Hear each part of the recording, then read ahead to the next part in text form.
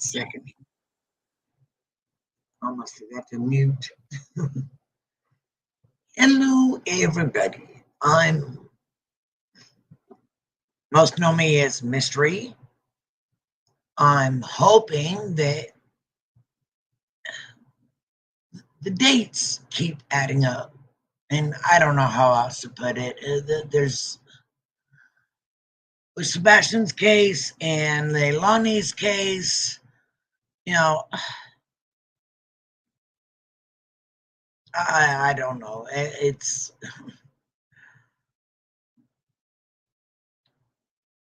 welcome all. Let me get this straightened out here. Why is my live not showing on the YouTube side? Damn it.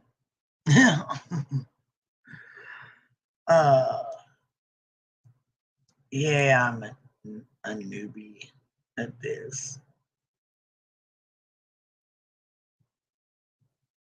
And of course, I'm not, why aren't I seeing this be, I may need your help.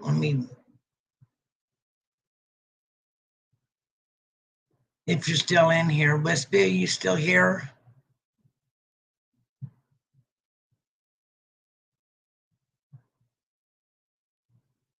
Let's see if I can do this.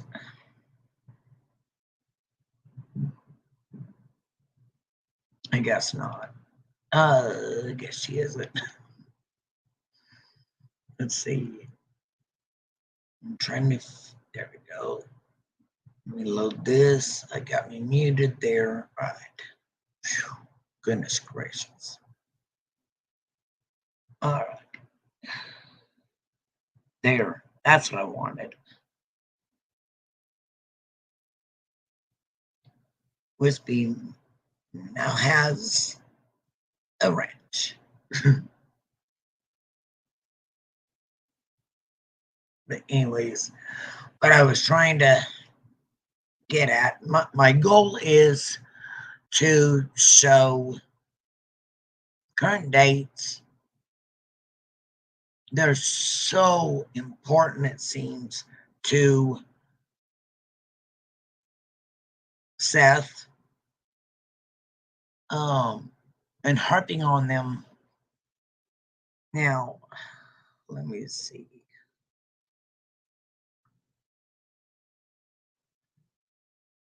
Let's see. Oh, darn it. Come on, don't do this. Don't lag on me now. Why isn't this working?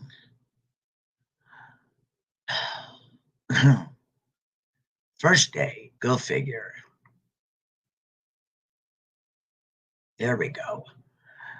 All right, let me find this.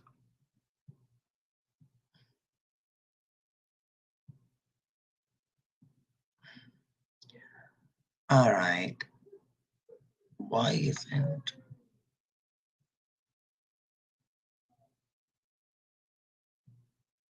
All right. Yeah, I'm a nub.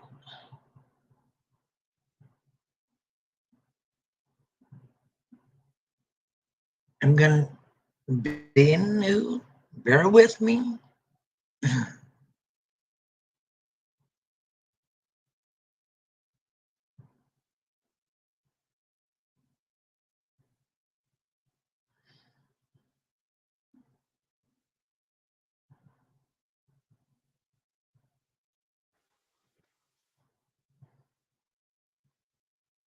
All right.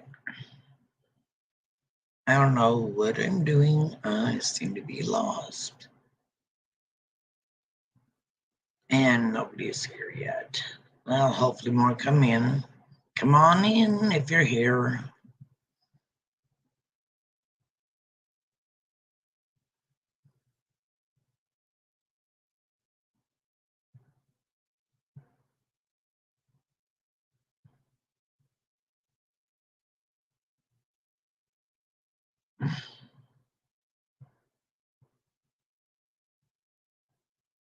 I don't know why it's not open. Let me do that.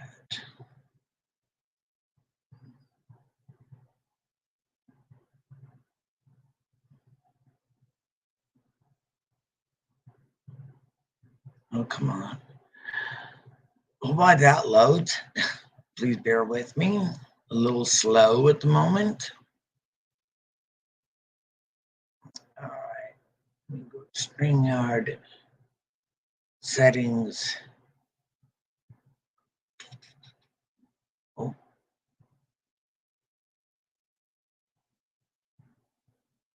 Okay, maybe it's not that. Maybe it's present.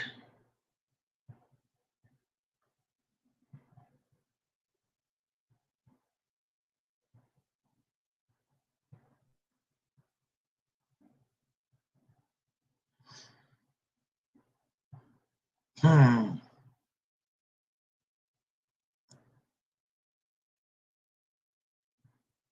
right, there we go.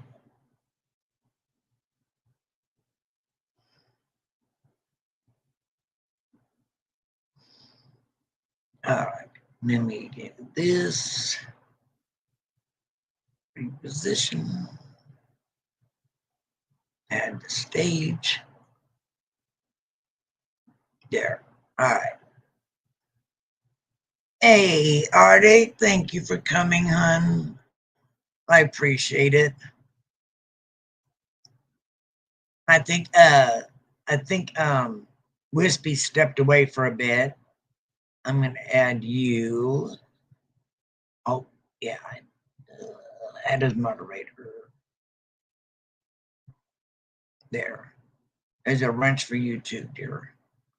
Anyways, my goal was with this live to point out the dates, especially Sebastian Rogers, and even the Leilani case. There's the dates seem to be like big time in, especially really important to Seth, his divorce date. He keeps going back to those dates.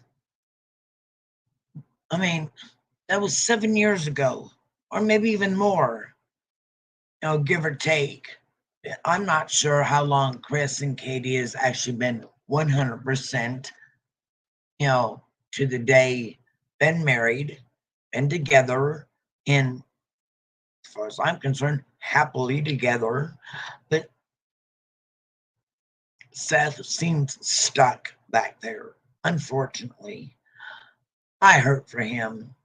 I do. But there's so much that all the dates keep going back to, in my opinion. Well, yeah, exactly. I know. I did too, Artie. I did too. He tried to act like he forgot it. I mean, he may have, because of all the frustration that was probably going through his head at that time when he said he couldn't. I remember my divorce date. Okay, I remember the date in which what happened to me with my ex. Okay, so miss me with that bullshit. Okay, the divorce date and what happened, we've seen, and it's floating out there. We have seen what's been going on. I mean, we've seen those documents, both sides, Seth, not just Katie's, part of the divorce papers. We've seen yours too. So that's unfair for you to say that. What happened in Katie's past before he met her, while he was with her, other than the divorce papers, is none of our business. And shame on you. And what happened to Sebastian, excuse me, but as far as I'm concerned, that is a CPS record issue that you federally broke. Shame on you. Shame on you. Okay? That's my issue. Okay? And then we go to, let me get this other one, the picture that I had in mind. All right. Let me open it up here. It kind of gives a list of what I had in mind. All right. Stop showing that one. Let me get out of that. Come on. Come on. Oh, wrong one. Dang it. Oh, I'm learning. I'm learning. Thank you, Carrie. Hey, Wispy. All right. Share screen. Yes, yes.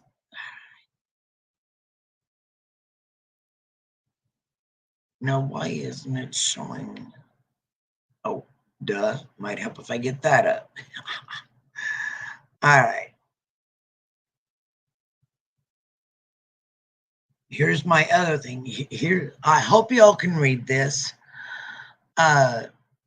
These are the dates that are so important. February 26th, 2016. Hey, Wendy. Thank you for coming. And Carrie. Thank you, Wispy. Hello, Ava. I hope I'm not taking away from anybody else, but I try to fit in that slot of everybody else. Well, that's kind of hard to do, especially with some of my own favorites. Anyways, back to this. February 26th is when Seth constantly brings up that date of when his life allegedly went to hell. Okay. When divorce papers, both sides, not just one, Seth, both sides of that divorce claim. Yeah. Thank you, SB. I appreciate that. He keeps going back to that. It's like he's stuck back there. And I get it. I do. I'm not going to insert what I went through into this because it's not even the same. But it's the idea. The only part is divorces are nasty, plain and simple. But when you got witnesses and videos to back up one side or the other, it's not just hearsay. It's not just hearsay that we're, we always want receipts. We always want to see those documents. Where was it said? How was it said? More where. Where is the receipt that says this person said this, blah, blah, blah, blah, blah. Okay. The divorce papers, 100%, both sides say that at that time, Seth was in the wrong. He lost his home. He was kicked off the base at a base housing off of the property and ended up living in his car. That is what part of what he has said. Okay. He lost everything. And I get that frustration and hurt. I do. Now, what happened since then, nobody really knows. Obviously, it has been festering for years, unfortunately. And it snapped on him the day Sebastian went missing. Now, this particular date for the missing date, the exact same day, just years later. Why that day? Why that day? Katie and Chris don't have anything, Welcome to the show, Aaron. This is actually my second live. And please bear with me. Yes, I am very new to this. I'm such a rookie. I think so too. Or, I think he knocked on the window maybe, and that maybe have been a thud. And because he recognized dad's face. I mean, we don't know. Law enforcement has not 100% said he was at work. He's cleared of that part of the thing. You know, well, yeah, I agree. I agree, Arctic. I mean, I have a lot of opinions, and he, I understand his hurt, but he has stepped over so many lines. He wants us to support him and be on his side too, but everything he puts out there on God knows how many panels, he's pushing those away. Except for those ones who want to only talk trash. They don't want to go by the facts. They don't want to go by, oh gee, factual date. Well, the only one that would benefit, well, two people that would benefit of Sebastian disappearing, okay, Seth, because he already said that he wanted Sebastian to wait another year. Now, exactly when that was said, I don't know. We do know that Sebastian was recently diagnosed as of last year with his autism. He also has the chromosome deletion. So, you know, we got to take that into account. You know, I don't know when Seth told Sebastian, let's wait a year. Okay. Or why wait a year? I mean, seriously, why? Okay. But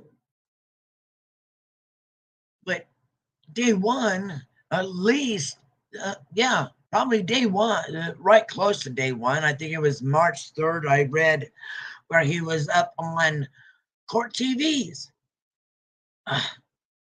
Um, it's all her fault. He claims 3 times he went missing. No, he's only went missing once. He's accusing her of not being visual of Sebastian when that other bad thing. I ain't gonna bring it up. A bad event happened within that home. Okay, but yes, Wispy, yes. Unfortunately, that is part of my frustration for him since he started panel hopping. His second interview, I think, that I found was Fox Nashville News, where he's standing in the parking lot. He said a lot of things. That those are the ones that gave me red flags. Okay. Well, it's hard not to be biased, but we got to think both sides. You know, yes, Wendy, you know, whether he was directly, I don't know. Law enforcement hasn't said yes or no. We only go by Seth saying that he was under a camera for a while and he went to the garage, which I forget the exact name for it, when they bring in, new ones that are fixing to get put in a jail cell, okay, or held, in question, that kind of stuff. Okay, I would love it. I would love it. Be safe, hon. Be safe. All right. Now, a lot of interviews on panels happen with Seth and with Chris and Katie. Now, I'm not counting the two. Kick back, relax, enjoy kind of, thing, even answering questions for that matter. Even though they come up to chit chat on Illuminati's and on queen bees. Okay. I considered a blessing that he felt comfortable enough, or they felt comfortable enough to come up on both of those panels, considering all the chaos going on. Okay. Now, fast forward a bit between all the panel hopping and all that other stuff, which red flags were thrown, added, you name it. May 11th, Tony goes up on JS for Justice and just blasts. Just is so bent out of shape that how dare we go after Seth? Well, how dare he and Seth and others go after Chris and Katie? Yes, Katie may have been the last one to see him when he went to bed. Teenagers sneak out at night. It don't matter what age, okay? It does not matter. I used to sneak out of my home. Hello, Texas girl. Welcome to the live. You know, I used to sneak out. I ain't gonna not. Hello, scooters. Glad you're here. We all use. We can't say that we never did it.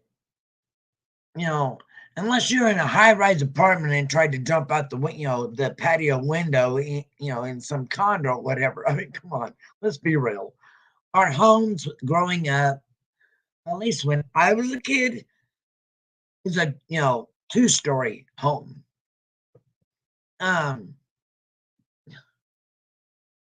used to sneak out my parents' bedroom compared to where I was at as a teen in high school, in even in junior high, was on the opposite end of where the front room was. I used to sneak out the door. Granted, this is long before cameras came around, people, long before Ring cameras, security cameras. The only ones you might see in kind of quote unquote cameras was on the police station. It was down the road. Now, granted, I grew up in a small town. I don't know what the big towns had, but most of the ones when I was in the high school in the 80s, yeah, there was no cameras on buildings. They had to do it the old-fashioned way. Hey, computers when I was in high school wasn't just barely started going into schools. Okay, even in the bigger town next to where I lived was just starting to get computers there. Computerized cash registers were not in existence. You had to, and the credit card things slide. There was no such thing as, stick your card in thing. None of that. Everybody carried cash. But anyway, my point on that is we don't know what Sebastian may have done. The thunk, for all we know, could have been the window sliding and it hitting the dang wall, in the runner, and him slipping out. We don't know. Because he obviously didn't go out the other doors. Okay. We can only assume because of the keypad and he didn't have a key to get back into the house. He didn't have a keypad back there. All right, let me copy this. All right.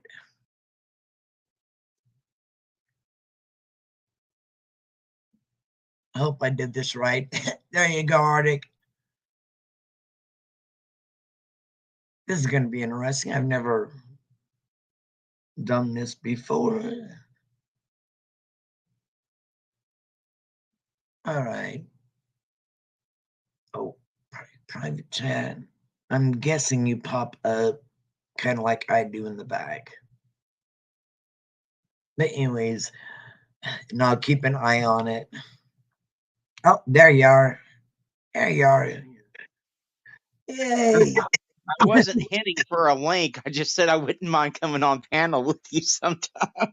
Well, you can come right up and help me because I'm the rookie here and you've been around a while. So there we go.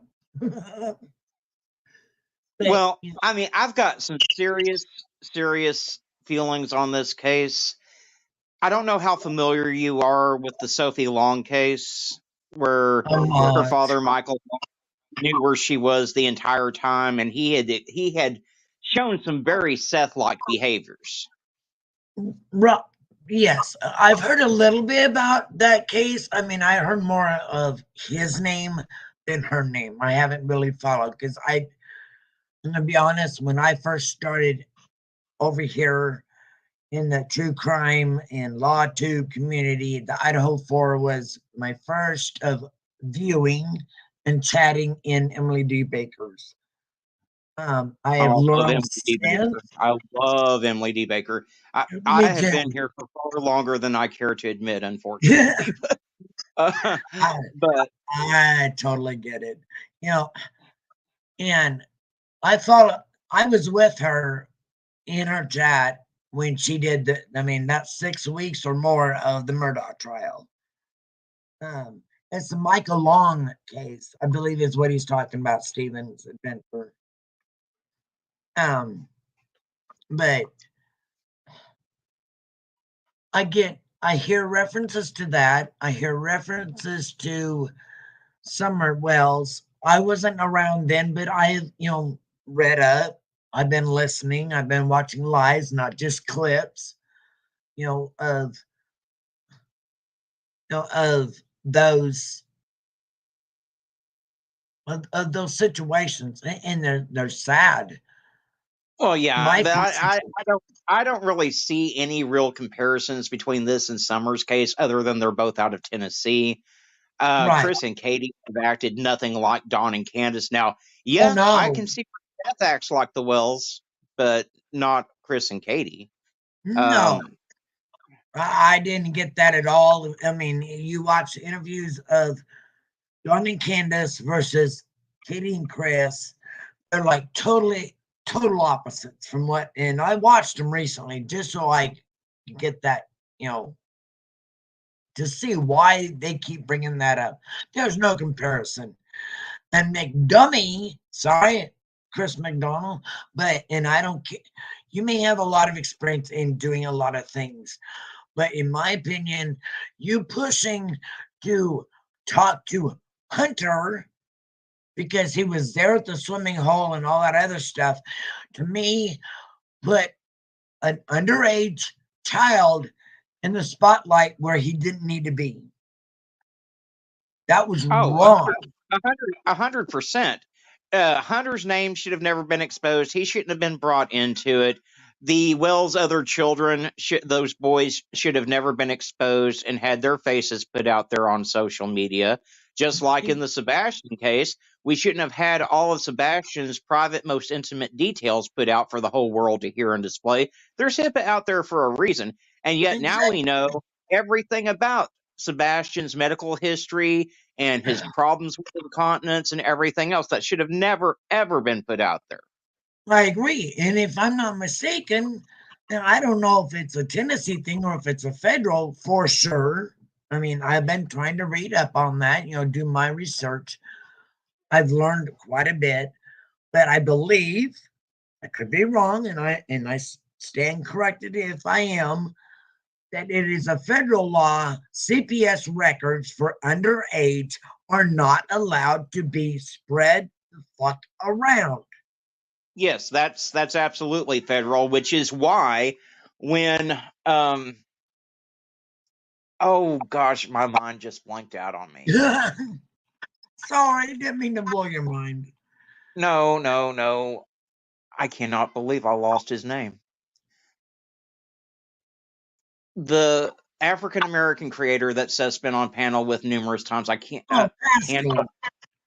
Yes, Pascal the Rascal. When Yeah, Seth was up there on Pascal's channel, um, Pascal had made a big to do, and he clickbaited everyone into thinking the whole CPS records were going to be released and talked about that night.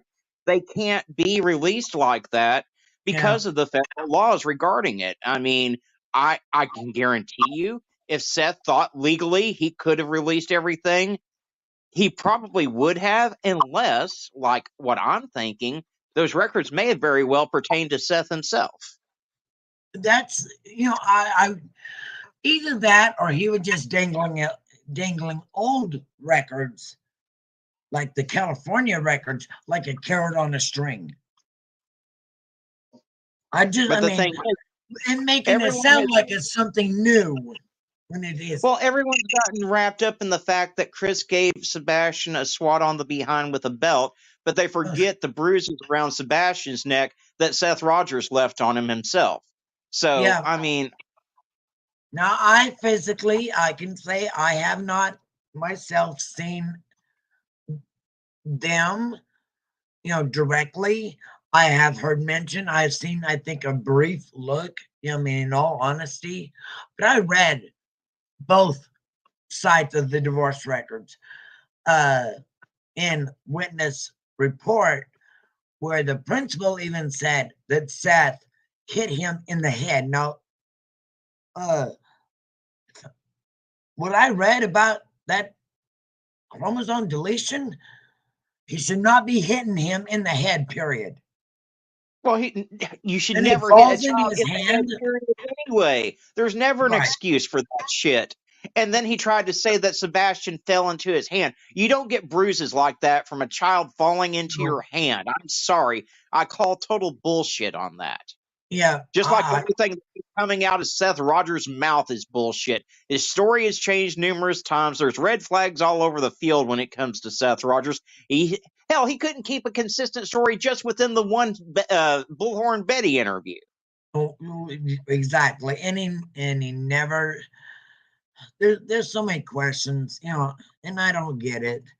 You know, uh, the other thing that seemed to he really harped on was in this is coming from Smiley's that we finally found out about it, but it was on Josh's the lab, which let me get my link here for y'all because I do have that down. This oh wait, wrong one. There we go. I need to get more organized. This is only my second life, so there we go. All right. Oh, I didn't know that you had multiple sclerosis. My dad had that for years and years. My prayers are with you. I hope they've got you on a good beta blocker or a good Avanex or beta seron or some type of injection that can help keep it at bay. Well, the one that has I know Wispy, Forgotten Whispers. I know she has MS. I just on 3 years breast cancer free as of June 9th. Congratulations. Thank you. I'm hoping to keep it that way. There are several. This is the link to the lab where he released the call, and we find out later, and I cannot remember 100% sure what day it was that, hey, Kathy, glad you're here. What day exactly it was that Seth called out Trevor on Smiley's thing. I don't remember exactly when it was, but I know it was in May.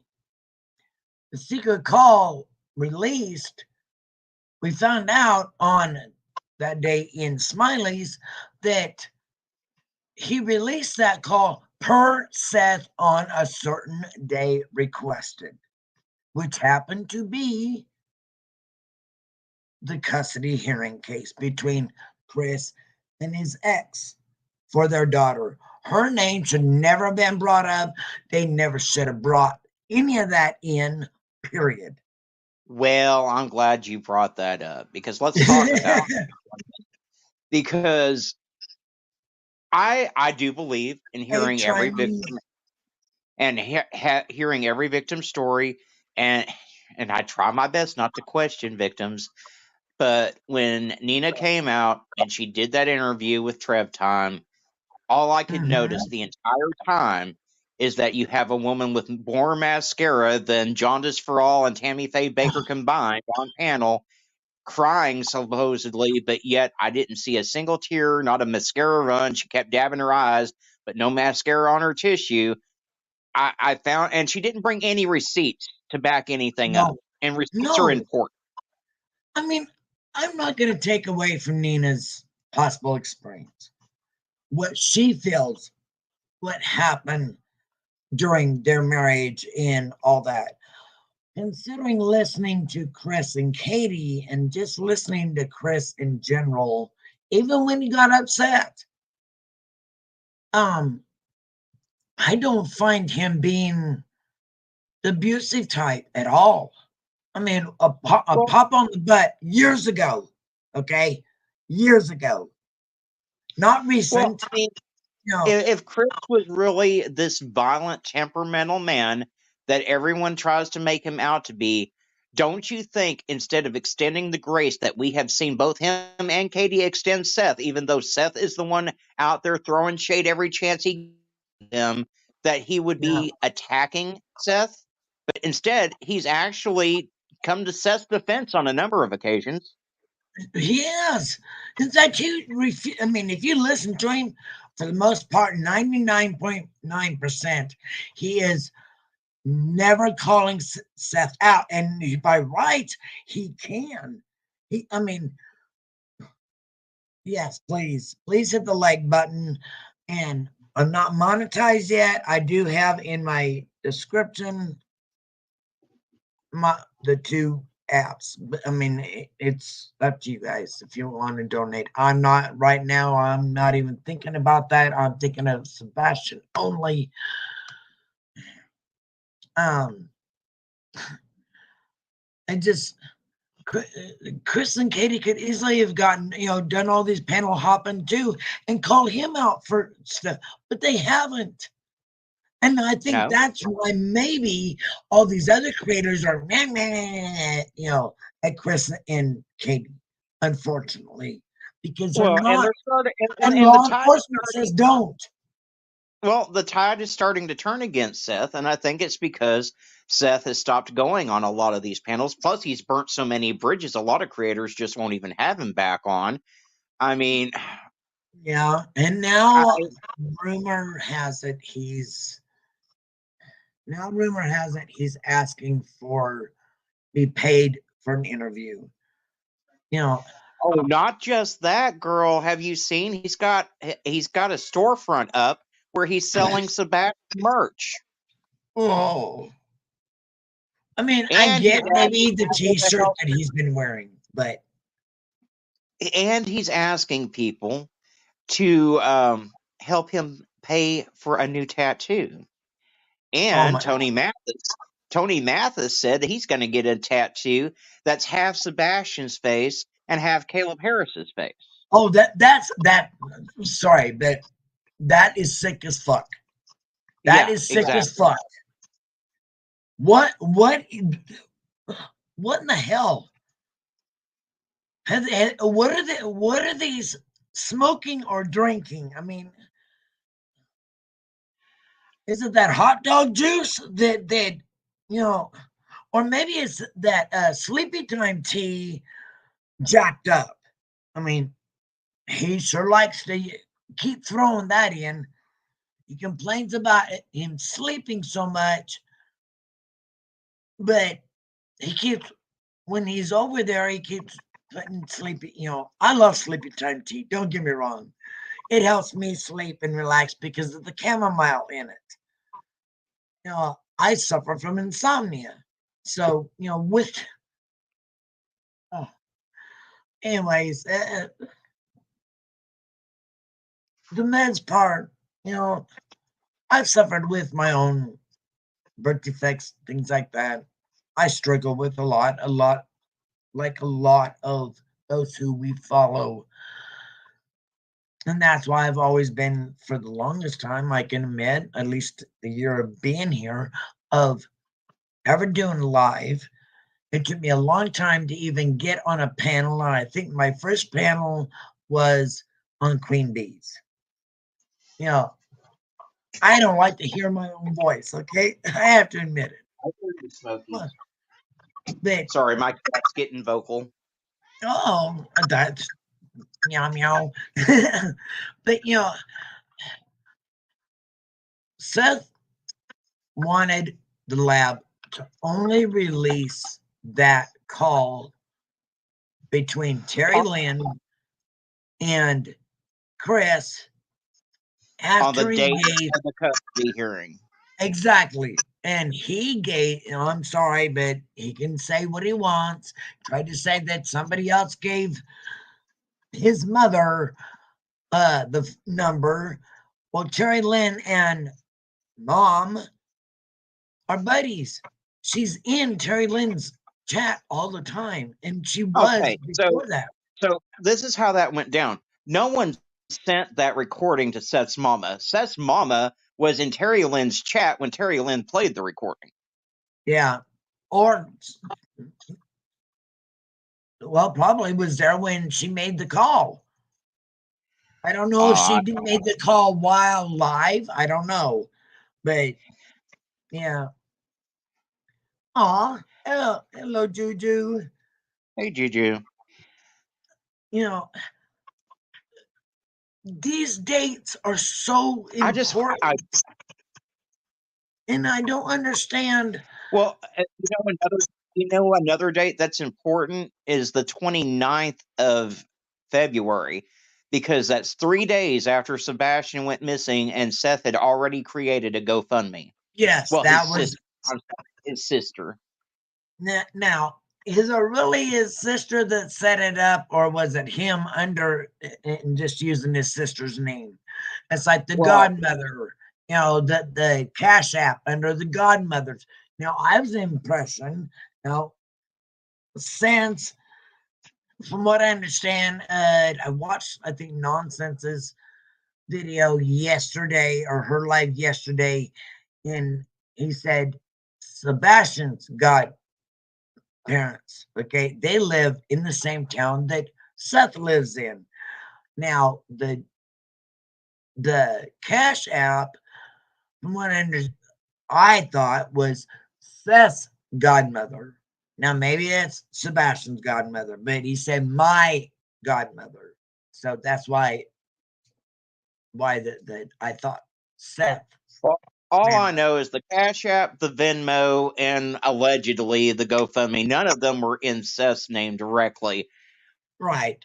But he has access. I mean, I wonder why Seth immediately have that GoFundMe up.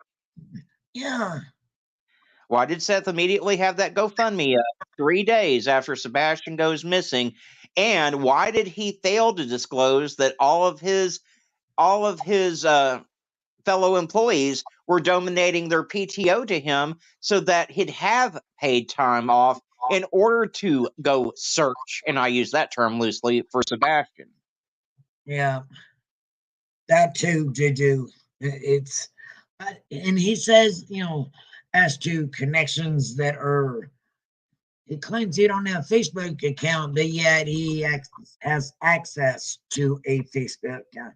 I can only assume, in my opinion, that he's going through his mother's. But considering he had a YouTube for quite a while, yeah, I, wow. I really want to run. I want to run a scenario past you, and I'm not Okay. accusing Seth. I just want to put something out there. It's a theory that may or may not have happened, but we know that Sebastian didn't want to go live with Seth, and we also know that Katie wasn't completely on board with Sebastian going to live with Seth. Right. We know that Katie had a 3-hour phone call with Chris the night that Sebastian went missing. Is it possible that they had been talking and that they had been having second thoughts about sending Sebastian to go and live with Seth? Right. And we've heard how Seth talks about Sebastian like he's a possession. That's my child. I gave him that name. I named him Sebastian. I named him Wayne. I named him Drake. I gave him the Yeah. Rogers name. That's That's my name. Okay. So if they had decided against sending Sebastian to live with Seth, do you think that that Seth wouldn't have said, "Well, if I can't have him, y'all aren't going to have him either," and that possibly Sebastian is hidden somewhere by Seth? Because we've heard Seth say out of his own mouth, "I know where he is. I just don't have the resources to get him." We've also heard him it. say he's probably playing games with one of his friends. You Yes, know, we heard that we've too. heard him tell Dolly he's just not asking the right questions. Yeah. Which, you know, everything, every those dates that I had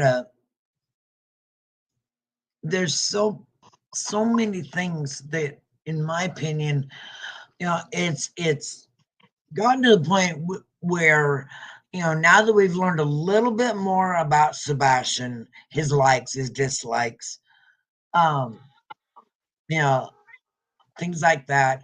The fact that, and even Chris stated this with Katie sitting with him, not only in that one interview that everybody keeps trying to tear apart, except for the behavior panel. Okay. Um,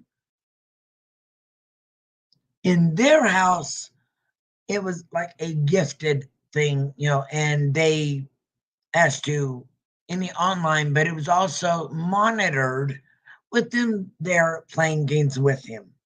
Okay. Now, Well, Chris also made the statement that what goes on in Seth's house, he stayed away from, so there was no interruption, trying to give Seth that time with his son, with no family, in a sense, button in, just that time.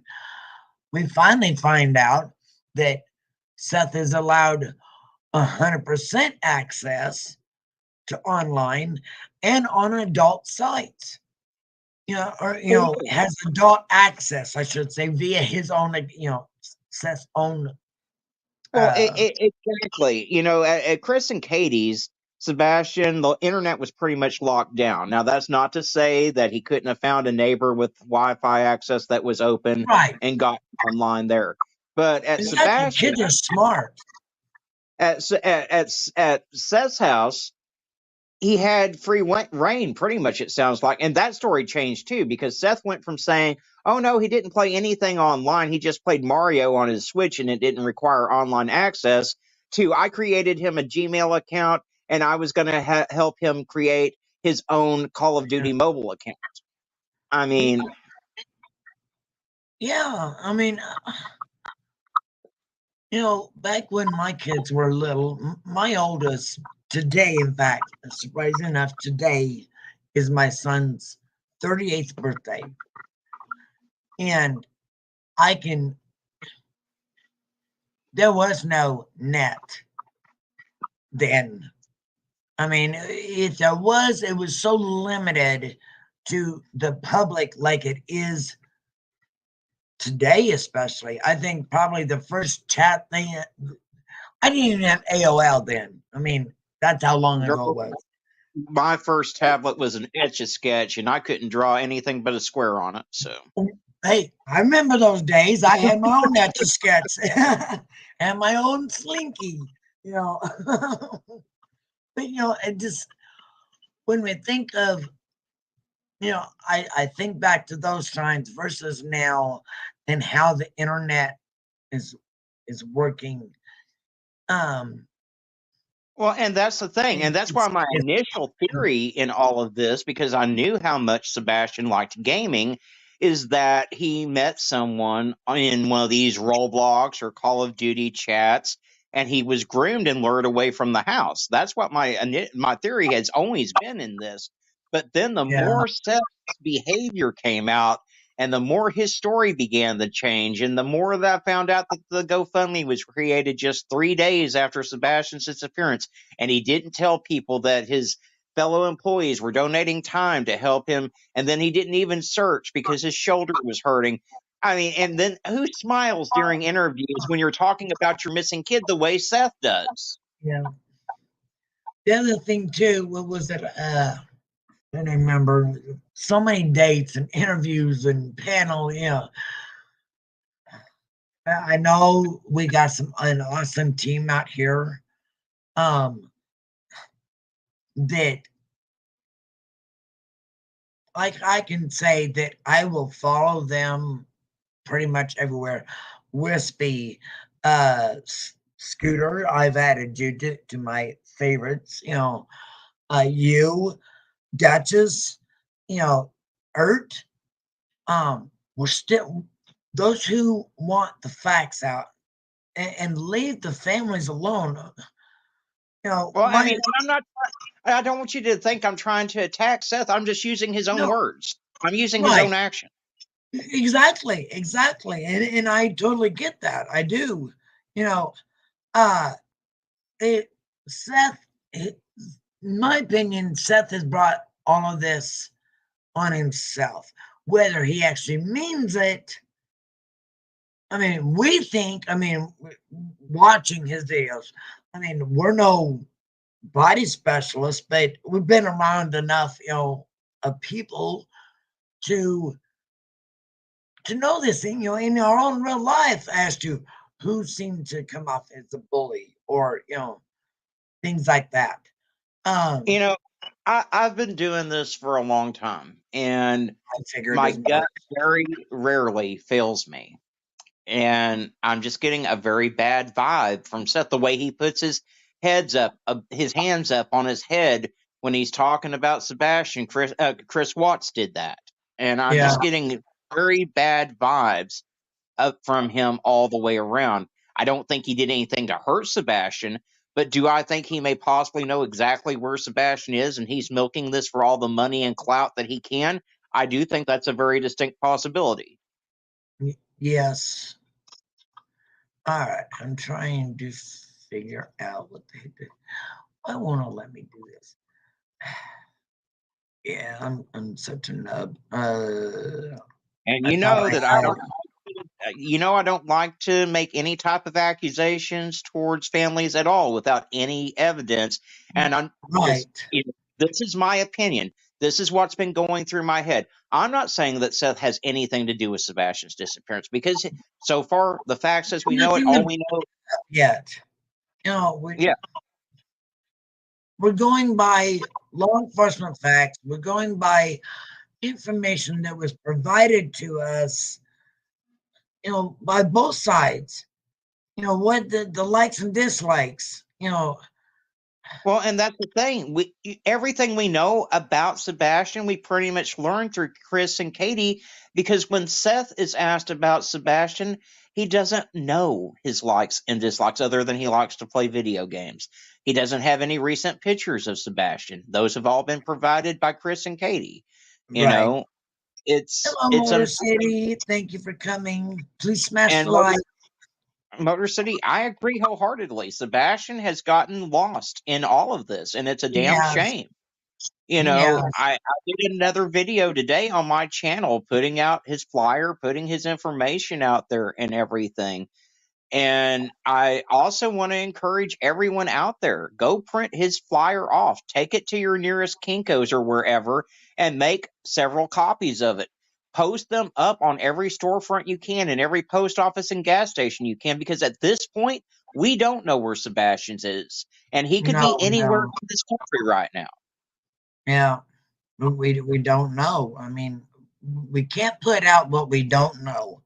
We're going by both sides of what they have put out, and we're our main focus, what law enforcement has tried to share with us as much as possible, and of course his face and the flyers. That's the main thing. Sebastian, it's like I did 2 videos. Okay, one recently when I went to Starbucks. And yeah, I got me a cake pop. And now I got me a latte. But my main one, even though it's let me see, man. Let me bring it up here so I don't forget. Let's see, Dago's still live, I think. I was gonna add that. Yeah, they're still live. Dang it, where did I put it? Oh, Mystery, if you look in the back chat, I sent you a link to that storefront for Sebastian merch that Seth has up. Okay, yes, I seen that. Do I dare wanna? Yeah. Let me bring it. Let me get it loaded up here. I get that he's wanting to get his name out. Okay, I get it. You know, wow. All right, let's do this. Wow. Let me bring that up. Wow. This. Oh my goodness. Yeah. All right. All right. Let's see. Yeah, add to stage. Oh my goodness. And he chopped his head off and chopped off most of the information Well, when and he scroll made down, this. you'll see Well, where all the hoodies and all that stuff are up for sale. yeah, I know. I'm just looking at the main picture, and I'm Oh very well, I sad. mean, what? Why? I'm gonna be good. I'm gonna just. All right. That looks like $40. Oh, with the hoodie part. Wow. You know. Oh, and we got bonfire gift cards. You can buy Whispers, I rain don't know where shirts. all the money's going, and I don't know where all the money from the GoFundMe and all the Cash App and all the Venmo money went, but I can tell you it wasn't towards Sebastian's billboards. It wasn't towards a reward fund. It wasn't towards anything to help find No, Sebastian. I mean he could have. I mean, even if he may not have liked Duchess, he could have, asked or even looked up Blitboards. He could have looked it up himself. Hell, Chris and Katie Blitboards donated. themselves is I'm not based going right to say here how just much south they of me. donated. Chris and Katie donated to the billboards. I'm not going to I say know how they much, but did. it was a very significant amount. I'll say that. Yeah, I mean, but he could have looked it up and got one of those, and they're not expensive like most people think they are, but they're not. Now, And you can Katie put a little bit towards it. Katie has T-shirts out there with Sebastian's face, but her T-shirts are sold at cost to get Sebastian's face out there. They're not making any profit off of those T-shirts whatsoever. Right. And that is, in fact, it's the same one that also will do the printing of, I think, flyers. It's a printing company. I know that the Duchess told us about and gave the information on. I do know Yes, that. yes. You know, that, well, they may not be as pretty, but it still gets a point across. It still is Sebastian's name and his information bags, different color bags.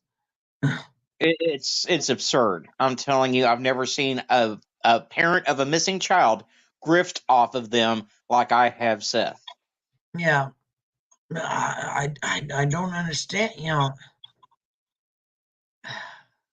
I don't.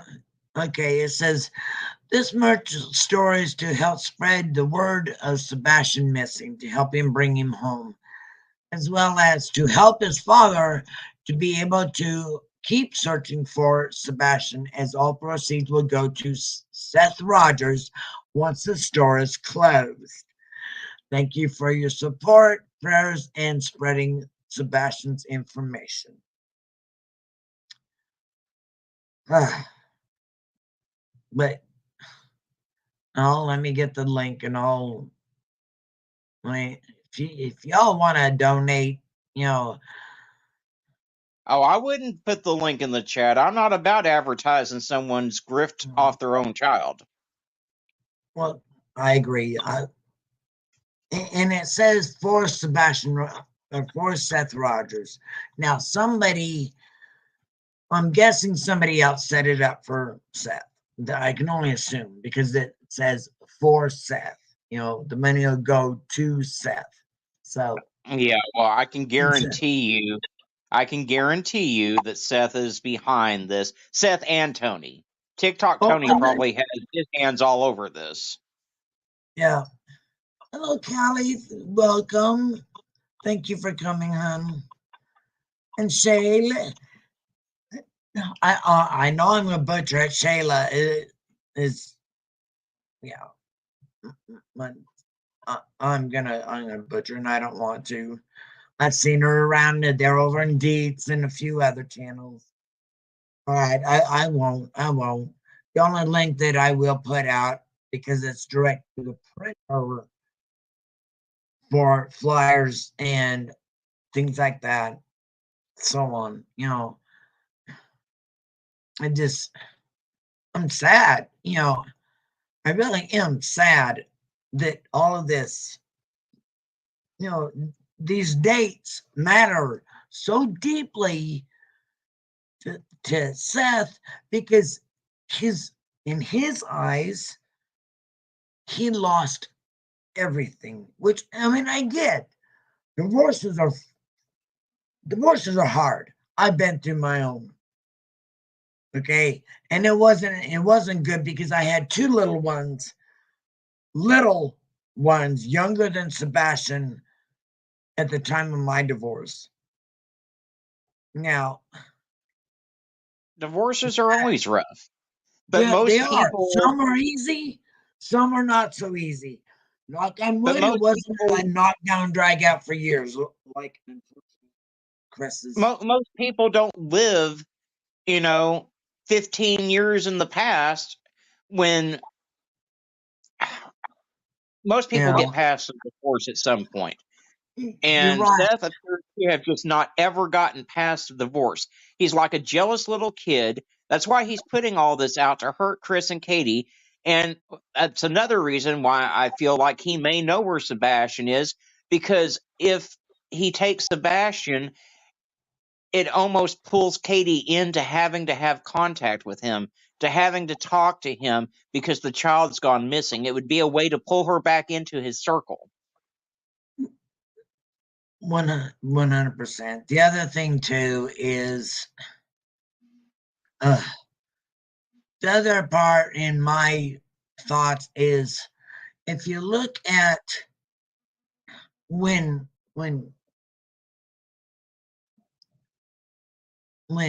Katie left and went with Chris to the campground, okay, in my eyes, that is when he even more so started his downhill spiral. In regards to his attitude. Now, I could be totally wrong, but it seems like, because his mind, he thought just him and Katie were going to go looking for Sebastian. Chris would be at work. She would join him to search. He stated also on, Nonsense. Let me get Nonsense's link. Unless you have it handy by chance. Let me go get it real quick. I'll drop it. Yeah, would you please? I thought I had it right in my face. But anyways, yesterday's live, I think it was our earlier live, that she was watching the court TV interview. Okay. Now he brings up Dr. Phil. And allegedly, and Nance and Becky paused on a part, and it clearly from Seth says they wanted Katie and I, or basically no deal. I find that hard to believe, in my own opinion. Because it's always been he wants Katie to come and help, Katie to do this, you know. So but to me, that's, I mean,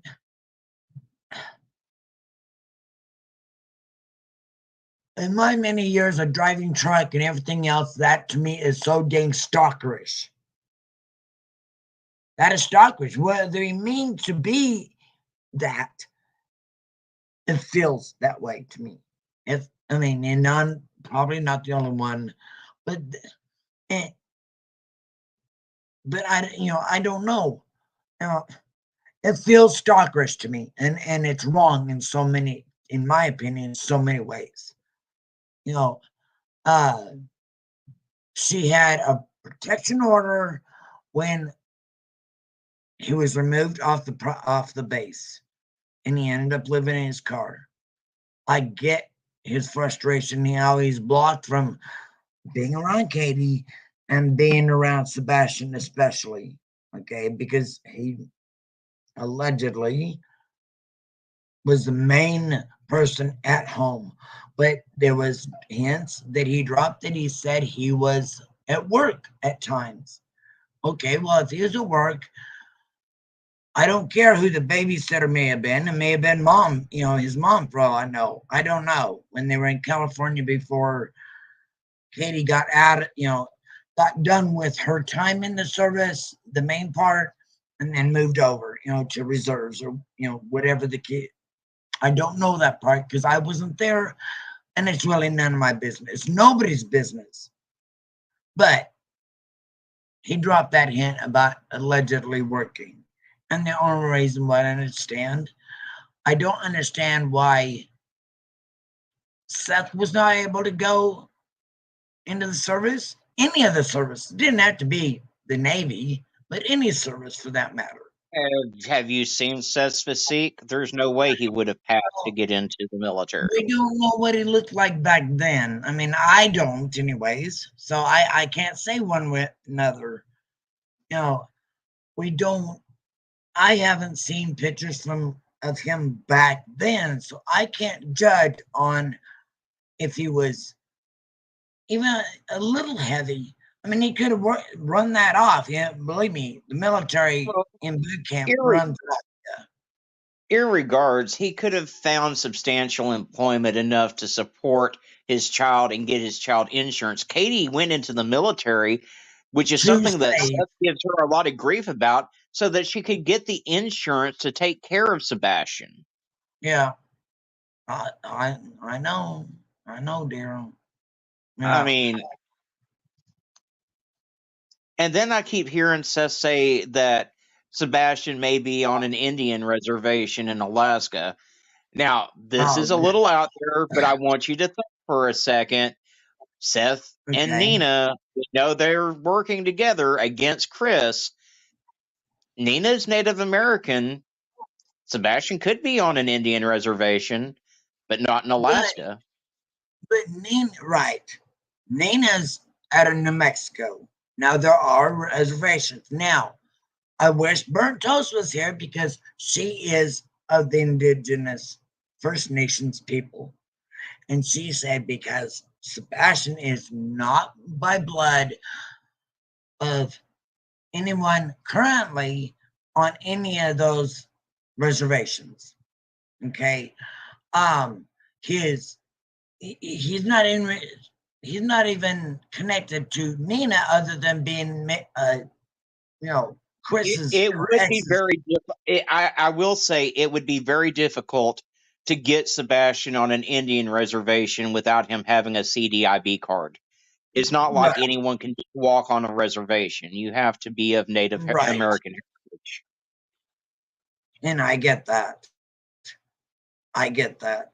And that's why I asked her about that. Would the First Nations, in New Mexico or any other reservation for that matter, stop him from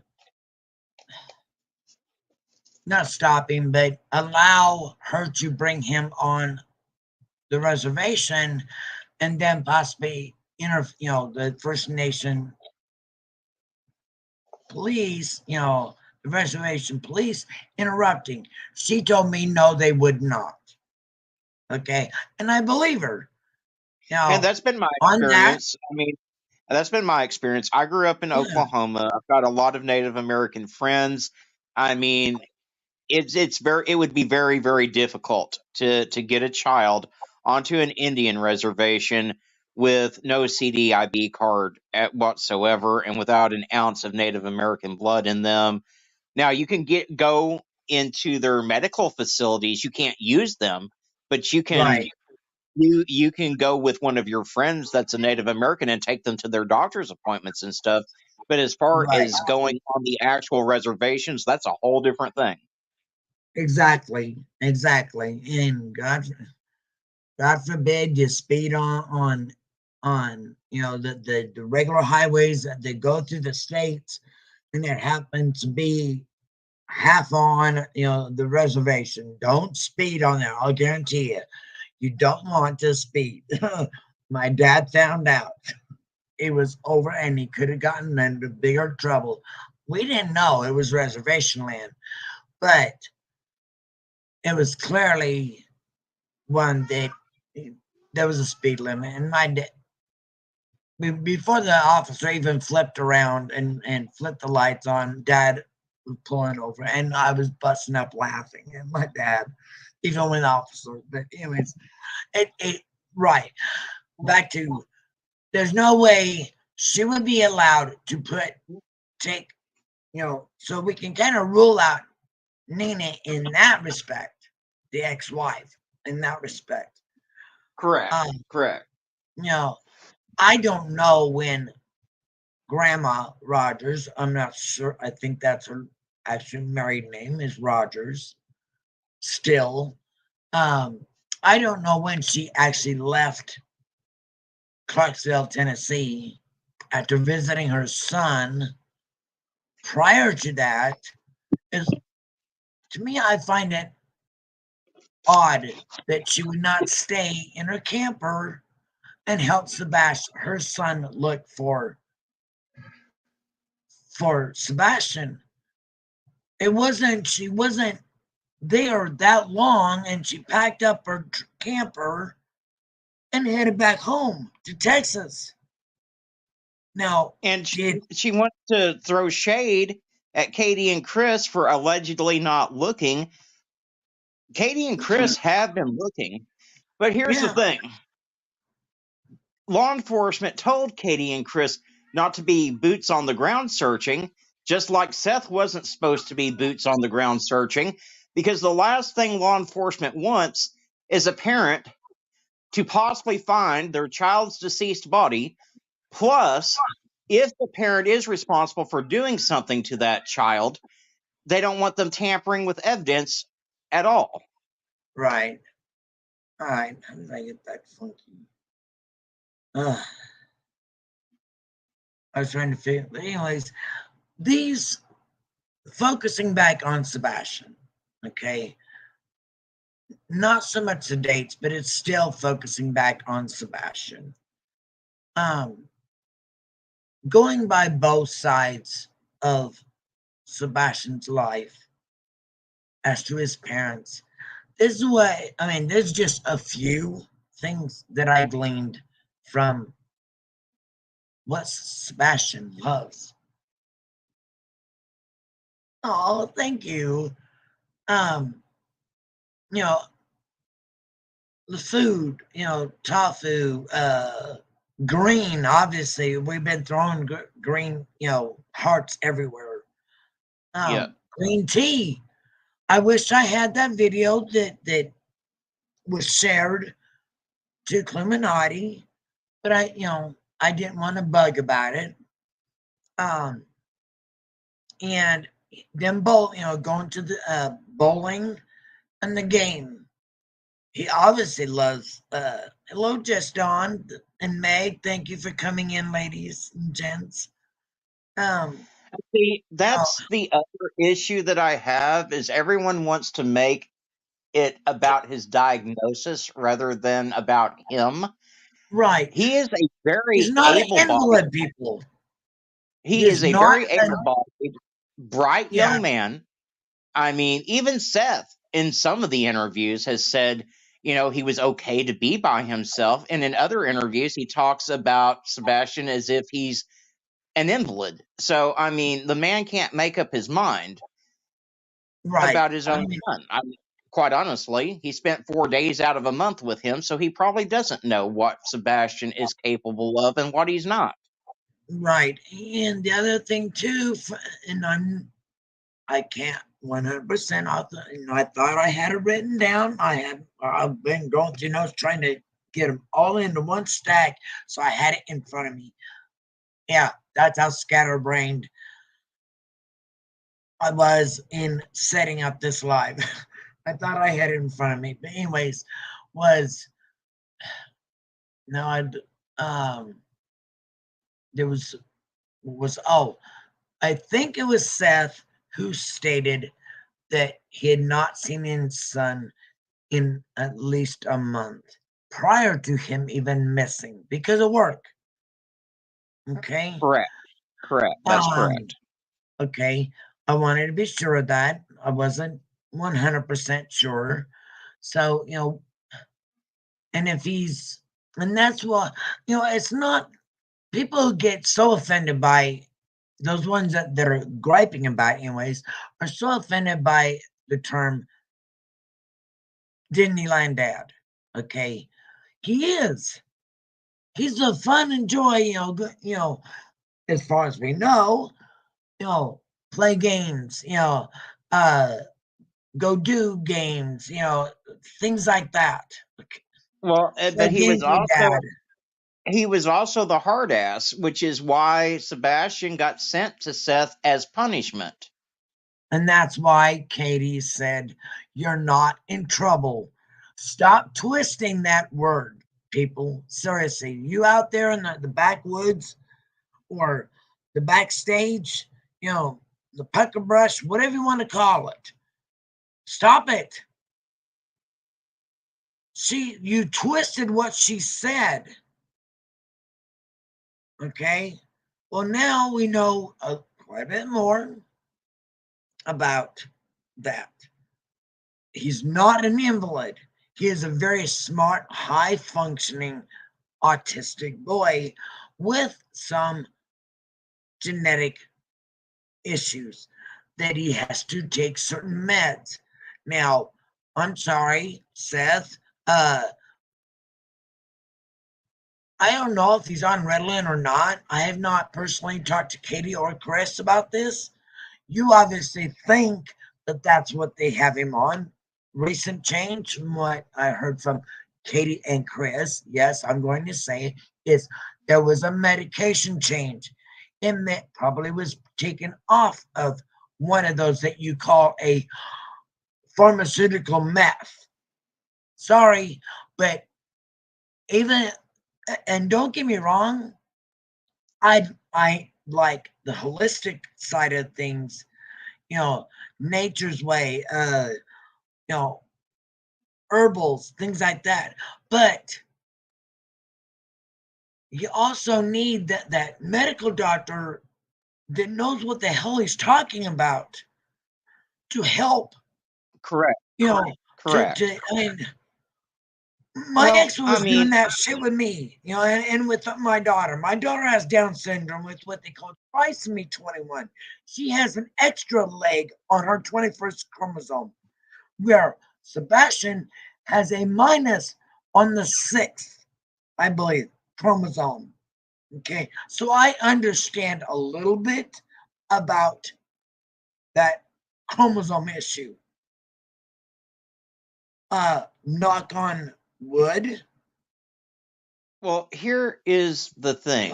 When a child is having issues and is prescribed a medication, you can't just willy-nilly say, "Oh, well, I don't want him taking it. I'm not going to give it to him." Right, That it, is the it worst fucks up with his thing. brain. Well, it's the worst thing that you can do. I mean, I've got attention deficit issues. I'm on medication to help me concentrate. I'm also on medication to help my temperament. If you take me off that medication, I am not going to be the person that you see on YouTube. I'm going to be a very angry, distracted person, and you wouldn't even recognize me by my temperament. Seth has Right. been saying that Sebastian was having behavioral issues around him. Well, why did you take him off his medication? Do you think that Yeah. might have something to do with his behavioral issues? Also, you don't want him to wear the incontinence briefs that you were so quick to put out on social media. So you'd And rather have this boy shame. have an accident in front of his friends and embarrass himself than have the aid that he needs for his own confidence. Right. You know, I'm due to my medical and everything, I have that issue. Okay. But for him as for a child and have someone shame them for wearing them in protection, so they don't embarrass themselves. They can get to the bathroom as quick as they can, but if an accident happens, it happens. And for kids in school, they don't have that. That is so embarrassing. Exactly. I mean, Exactly. and why make him worse? Why make him feel worse? I should say. Oh, but Um, he's not a real man unless he just wears boxer shorts. That came out of Seth's own mouth. yes, I heard that too. I heard that. And you ladies, y'all have heard it. You've seen the regulars pointing out factual stuff, uh, and they're bringing up more receipts than what I can. My my heart hurts for this little boy. And prior to getting into this, the only reason why I actually got into this case was it started with the Maya Kowalski case trial. And the only reason why I connected with that is because the Children's Hospital tried to deny that they did anything wrong in regards to her. They thought they shamed her and said she was faking her pain and everything. They don't understand what chronic, do you not have to go? CRPS, chronic regional pain syndrome. Okay. The only thing at the time that would help her was the ketamine, and she was on doses that would treat it. And the hospital took that away from her and took anyways, that was based in Florida. And prior to that, I didn't want to do kids' cases because they hit home. And I know it's affected all of us. This case of this boy. This is the first case I can actually say been like from day one. And it haunts me, and I'm trying not to be biased one side. We don't know all the facts. Law enforcement has not 100% cleared anybody. That's Only thing I correct. know, only thing I know for a fact, only because Chris and Katie said, yes, it's going by what they've told us. Law enforcement has not backed it up yet. Is their home, the land around it, the garage. Oh, by the way, a little short topic on the garage. I think the original garage shit started when Seth said that he was in the garage as to his job, and I forget what they call it when when police come in with a passenger in the back that's got handcuffs on them, and they take him in and they shut the doors down so that passenger cannot get out, try to run with just handcuffs. Okay. I forget what they call it, but I think they call it the garage. Some places call it differently. I think that's where a lot of people confused garage and allegedly a bed in there. Number one, Chris has cleared that up. Me too, Juju. Um, that bed, that mattress, or whatever the heck is in the garage at their place was given to them after Sebastian went missing, Yes. not before. He never Absolutely. once slept in the dang garage. So stop that. Stop it. You're spreading false information. You too, Tony. Shame on you. I've seen enough of your TikTok crap going on behind the scenes. I wonder how much Seth really knows about all those TikTok plottings you're doing. Yeah, I really wonder about that because Seth hasn't really brought any of those plans that Tony claims they're talking about. Okay, so the mattress can stop. The garage, I think, is more in relation to his job as a jailer when a new prisoner comes in and they put him in a holding cell and get their information even more. Okay, get him to calm down or whatever the case may be. I've watched enough of those jail. I mean, I think that the channel is called Jail. Hey, that girl! Oh my goodness, girl! Yes, I did. My second one. I'm glad you're here. Missed you, and I hope you're doing good, hon. I am. You know,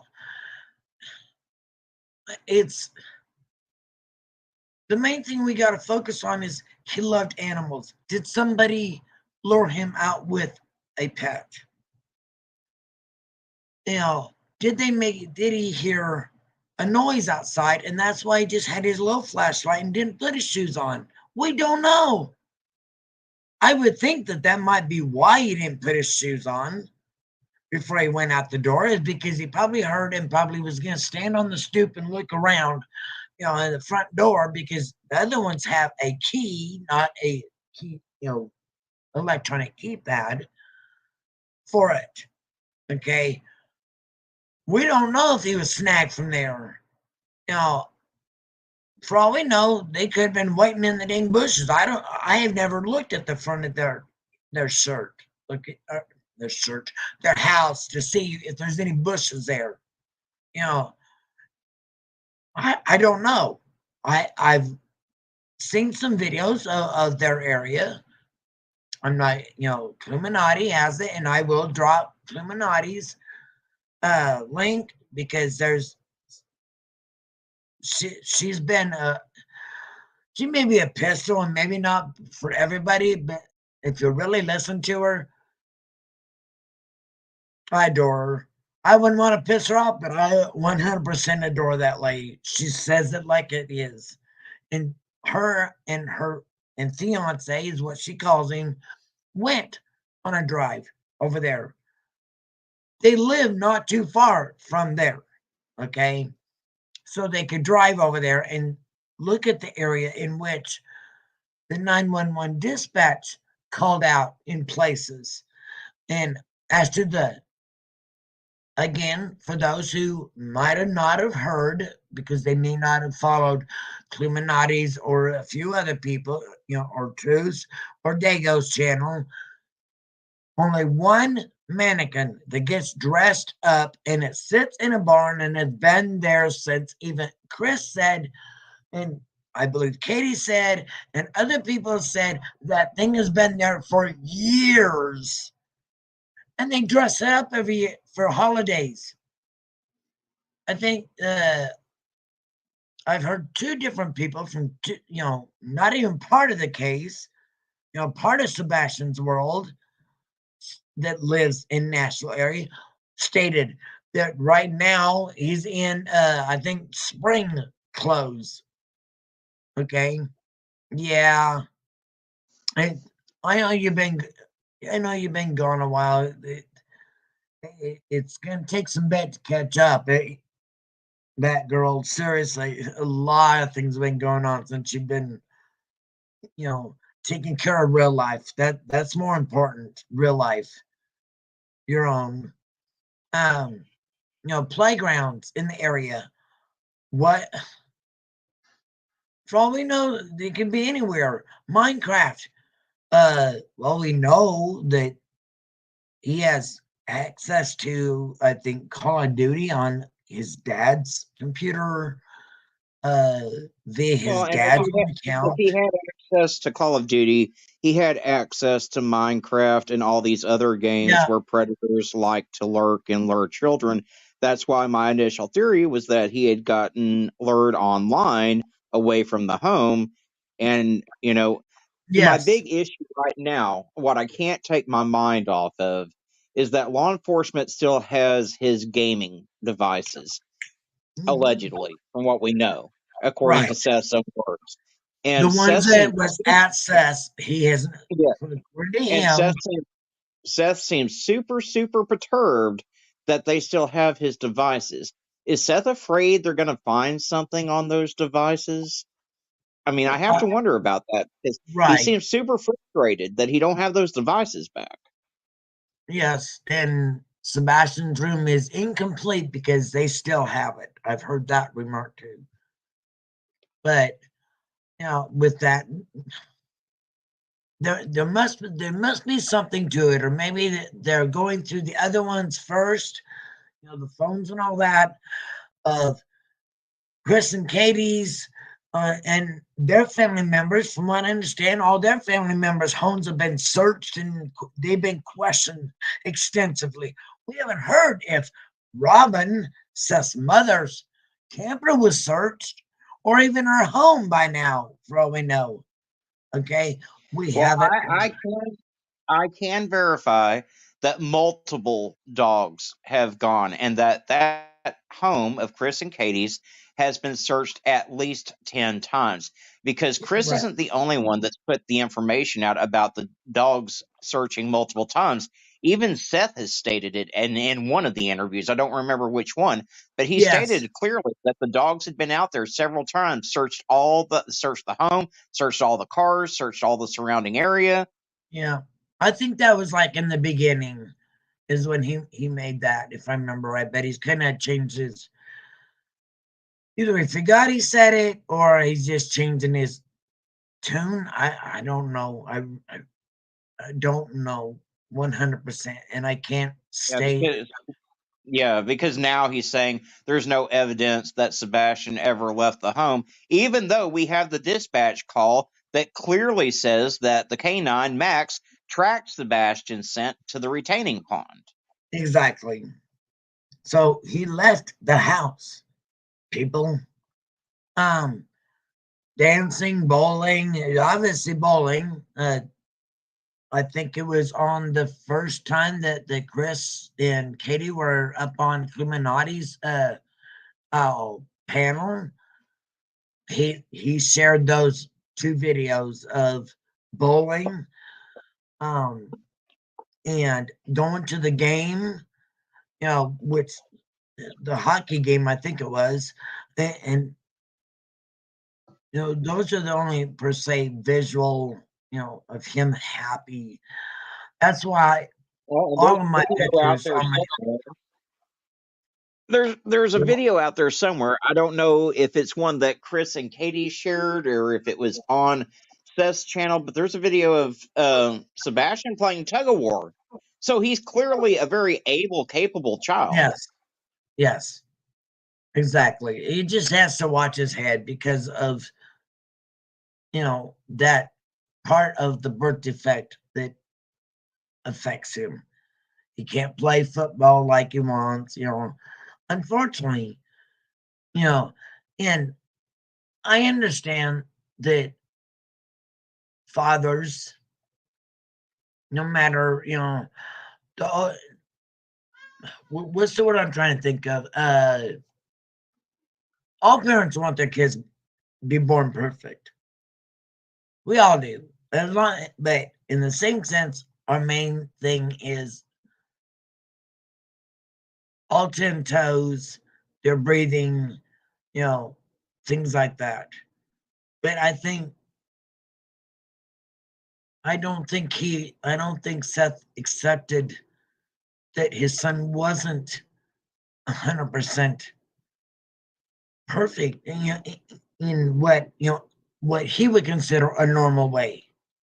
And then it just got worse. And then the divorce, in everything. in my opinion, in my opinion, and listening to a lot of the interviews where you hear Seth talk about Sebastian, he considers Sebastian less than a person, Yeah, less than what he should be. And I hate putting it out there, but that's the vibe I get when I hear Seth talk about his son. Now, yeah, as someone that wants kids, that can't have kids, if my child was born, I don't care if he had some type of birth defect or if he had autism. In my eyes, that child would be perfect to me. right. Now, all right, get back up there. This was my thumbnail for my own video. Uh, they are they're different kind of perfect. It's like my daughter. She's born with Down syndrome. Knock on wood, she did not have the atypical problems that most Downs kids have, like holes in the heart. Uh, Hers was what they call trisomy 21 Down syndrome. Sebastian's is a deletion of one. He's got the chromosome deletion of one of those chromosomes. One of the legs is missing off of it. Yeah, unfortunately, it is. And we're still trying to figure that all out.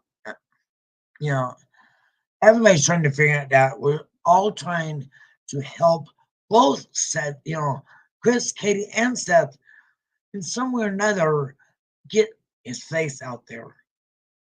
Help Well, finding, I called all billboards. my, I called my local news stations today, and I placed a call to a contact that I have with the Morgan Nick Foundation that works with missing children in this area.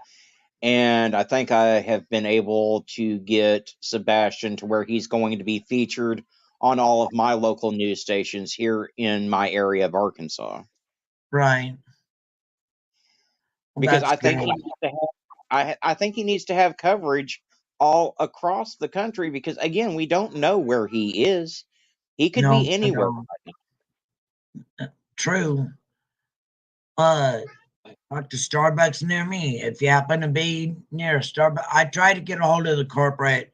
Remember that the Starbucks near me, because they help a lot of those who, for like natural disaster situations. They help with that.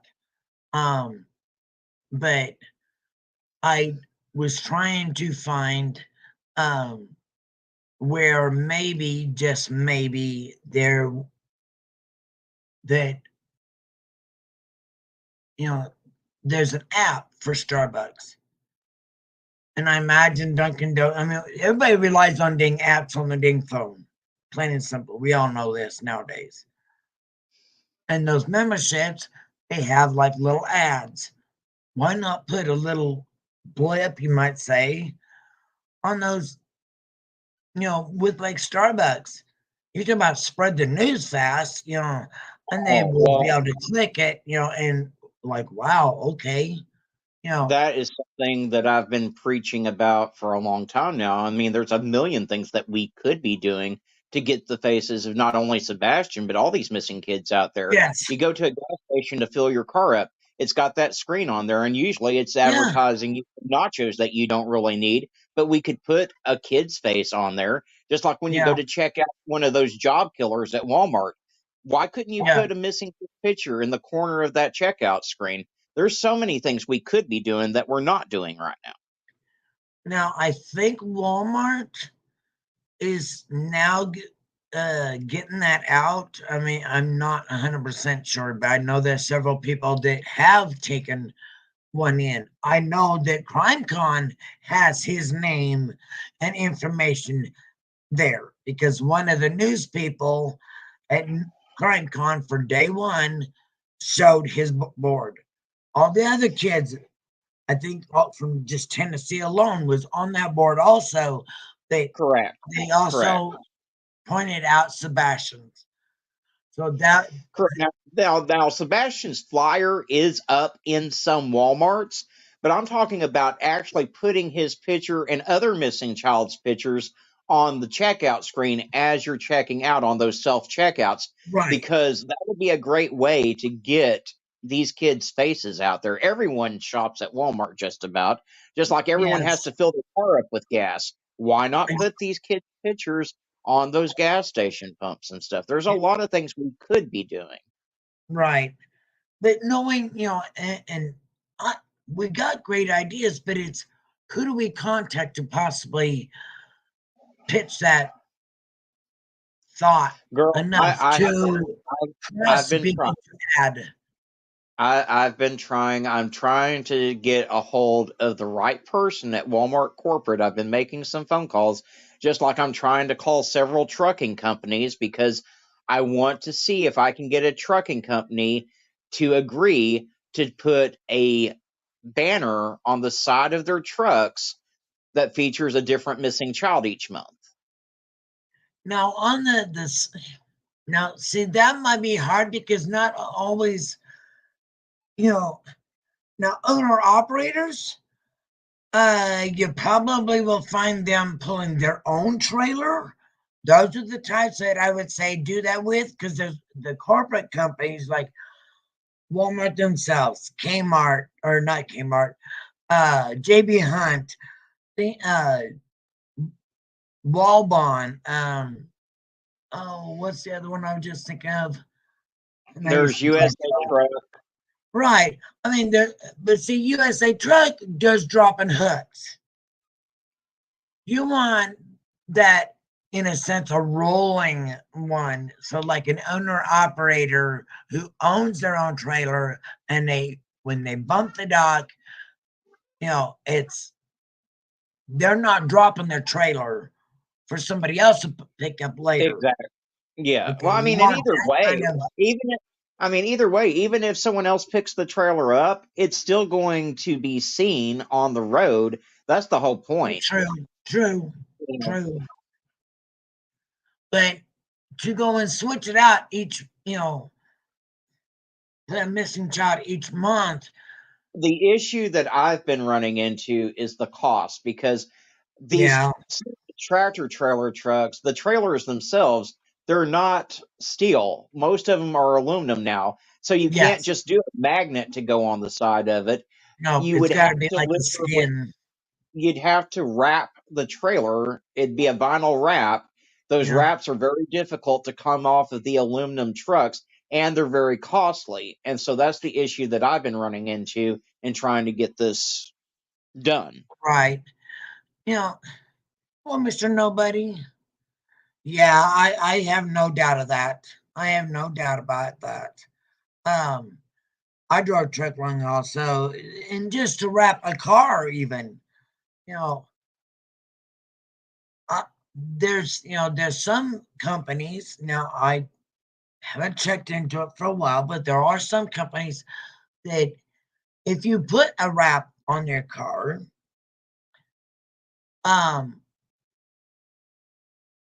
even if it's like for Tennessee, the TBI, and maybe some pictures of the kids on in that wrap per se, uh, you get whoever's driving that car gets so much for that advertisement. It's just like Well, advertising yeah, an attorney kind of wrap. yeah, there's several companies that will pay Right? you to wrap your car to advertise their business and stuff like that.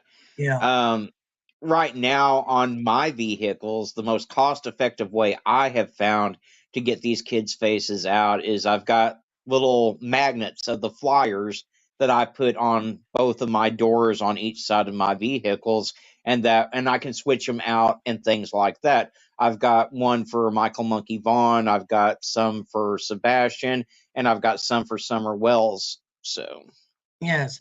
You know, Mr. Nobody. Yeah, a bus billboard. Yeah, that's actually a really A good lot idea. of Greyhound, they got now. I mean, it's no longer just like your typical poke it up on the wall thing. They actually have a rotating billboards in there for advertisements. When you walk in, they got the big TVs that are showing advertisements, just like the boards that Duchess, but on a smaller scale in that regards. Uh, Airports, uh, that I mean, even if it's a local airport to you, those people, because it's so international, it's like Salt Lake International. I try to get a hold of somebody like that, uh, there that would cover something like that. I'm not familiar with who to actually contact because every time I try to contact and possibly make a sales pitch in something like that, I get handed off to probably one of the baggage carriers, Yeah, handlers. I will try to make some phone calls tomorrow and see what I can work on in regards to that. I don't know why I never even thought of the bus billboards before. Yeah. Um, and I do know that, like, if Chris and Katie would get in contact with Lamar Media Group, they Mhm. usually will donate one billboard to the family of a missing child for up to 30 days Oh, if that wow. child's been missing, especially for as long as Sebastian has. Yes. And a lot of families just don't realize that these resources are out there for them, but there's lots of resources that are out there for these families of the missing. Right. And the phone app, like Starbucks, Dunkin' Donuts, McDonald's. I mean, I don't know if he actually likes McDonald's or Burger King, but I mean, they all got apps on your phone and they have advertisements in those. Some of the different games that, you know, have advertisements to look at. What, it's who do we contact because you get side, Well, the you know, the thing with the apps, the issue that you're going to have there is that you even contacting Starbucks corporate or Dunkin' Donuts corporate isn't necessarily going to get you there. You would have to talk to the app developer to see about getting that implemented into the app. okay, but on the same aspect is who is there, you know, That's the whole thing. I mean, yeah, it would be, that's why I haven't really looked into it all that much because it's going to be a very difficult process to get in contact with all these different app developers to get that implemented. Whereas if we can get in contact with the right person at, say, Casey's gas station corporate or Walmart corporate, we could get that implemented more easily on the gas pumps or the self checkouts. right, right. Um, that's one idea. I mean, there's so many ideas. Just a matter of, I guess, finding a way to reach out. You know, I'm not the best. I admit I'm not the best communicator, but I it's think you're doing a great job. well, when it comes to like a business type thing, right. But they may have some of those, Mr. Nobody, may be their like the salesperson that that works with all of those companies. You know, it's like Emily Baker's, okay? Hers, she has a few ads. Now, she won't do the kid thing, but I'm sure that there are others, who do. She don't unfortunately don't cover kids, and in some ways I don't blame her. It is too hard on the heart. The other thing, what I figured what I would do is kind of end this with the video I had made that has this has this video. But yeah, we definitely, there's so much, there's just so much. It just, let me see, let me get it pulled up. Come on, why can't I bring that up? It's not showing. Oh, maybe it's not. Oh, maybe, no. Oh, there we go. Duh. All right, let me bring this on board. This is a video that I made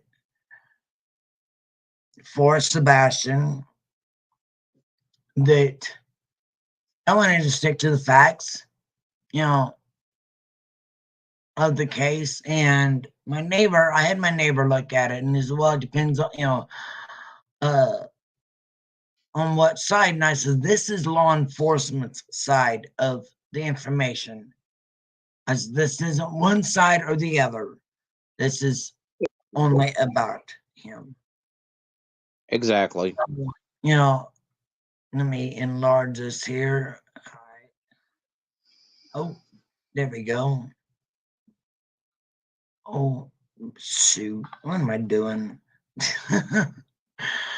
Let me do this different. All right. Full screen. Maybe that'll help. Might. All right. Now I'm going to speed it up a little bit. There's no words, like voice words. Some of you may have already seen it. I don't know. I hope you have. But it's just music and his pictures is what I put together. Might help. Speed it up a bit.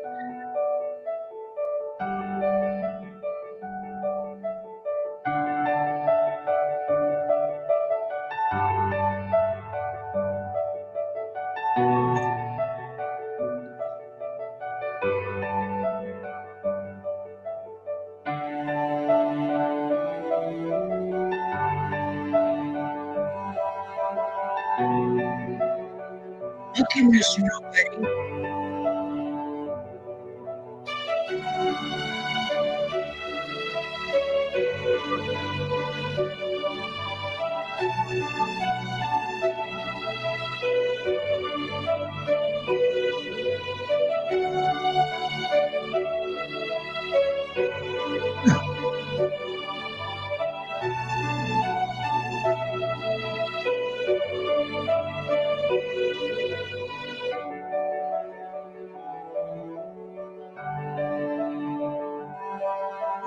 Music.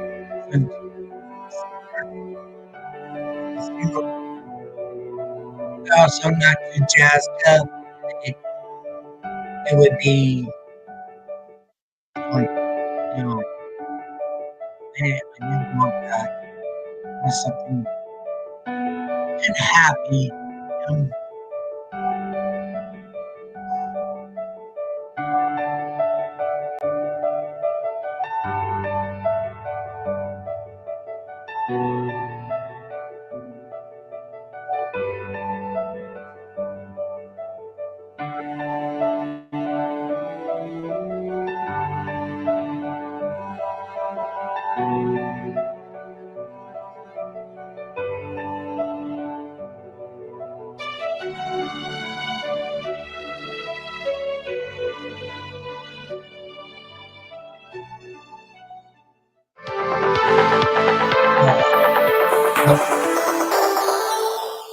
There we go. Stop sharing. Let me get back. Anyways, like I said, I just hope Sebastian comes home. I did one other video, but most recent one when I went and got my cake pop, I did a little mini video in a sense that's on there. And it was just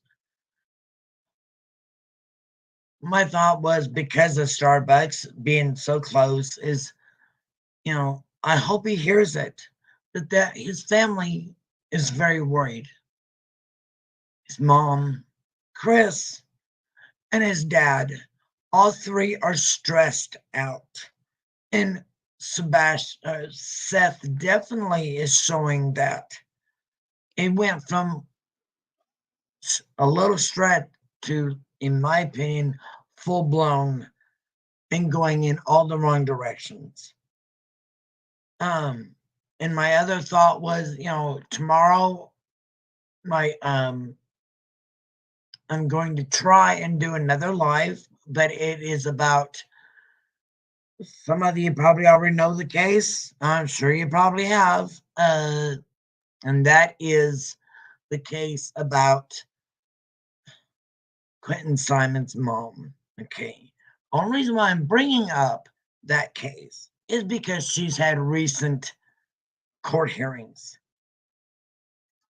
I hope she And never gets up. nobody else has covered that. They claim they all care back when they were screaming at the house and bullhorn and all that other stuff.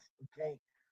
I'm not going to add that into it. But nobody is there's some that has probably looked at it, but I have not seen anybody actually covered the court hearings.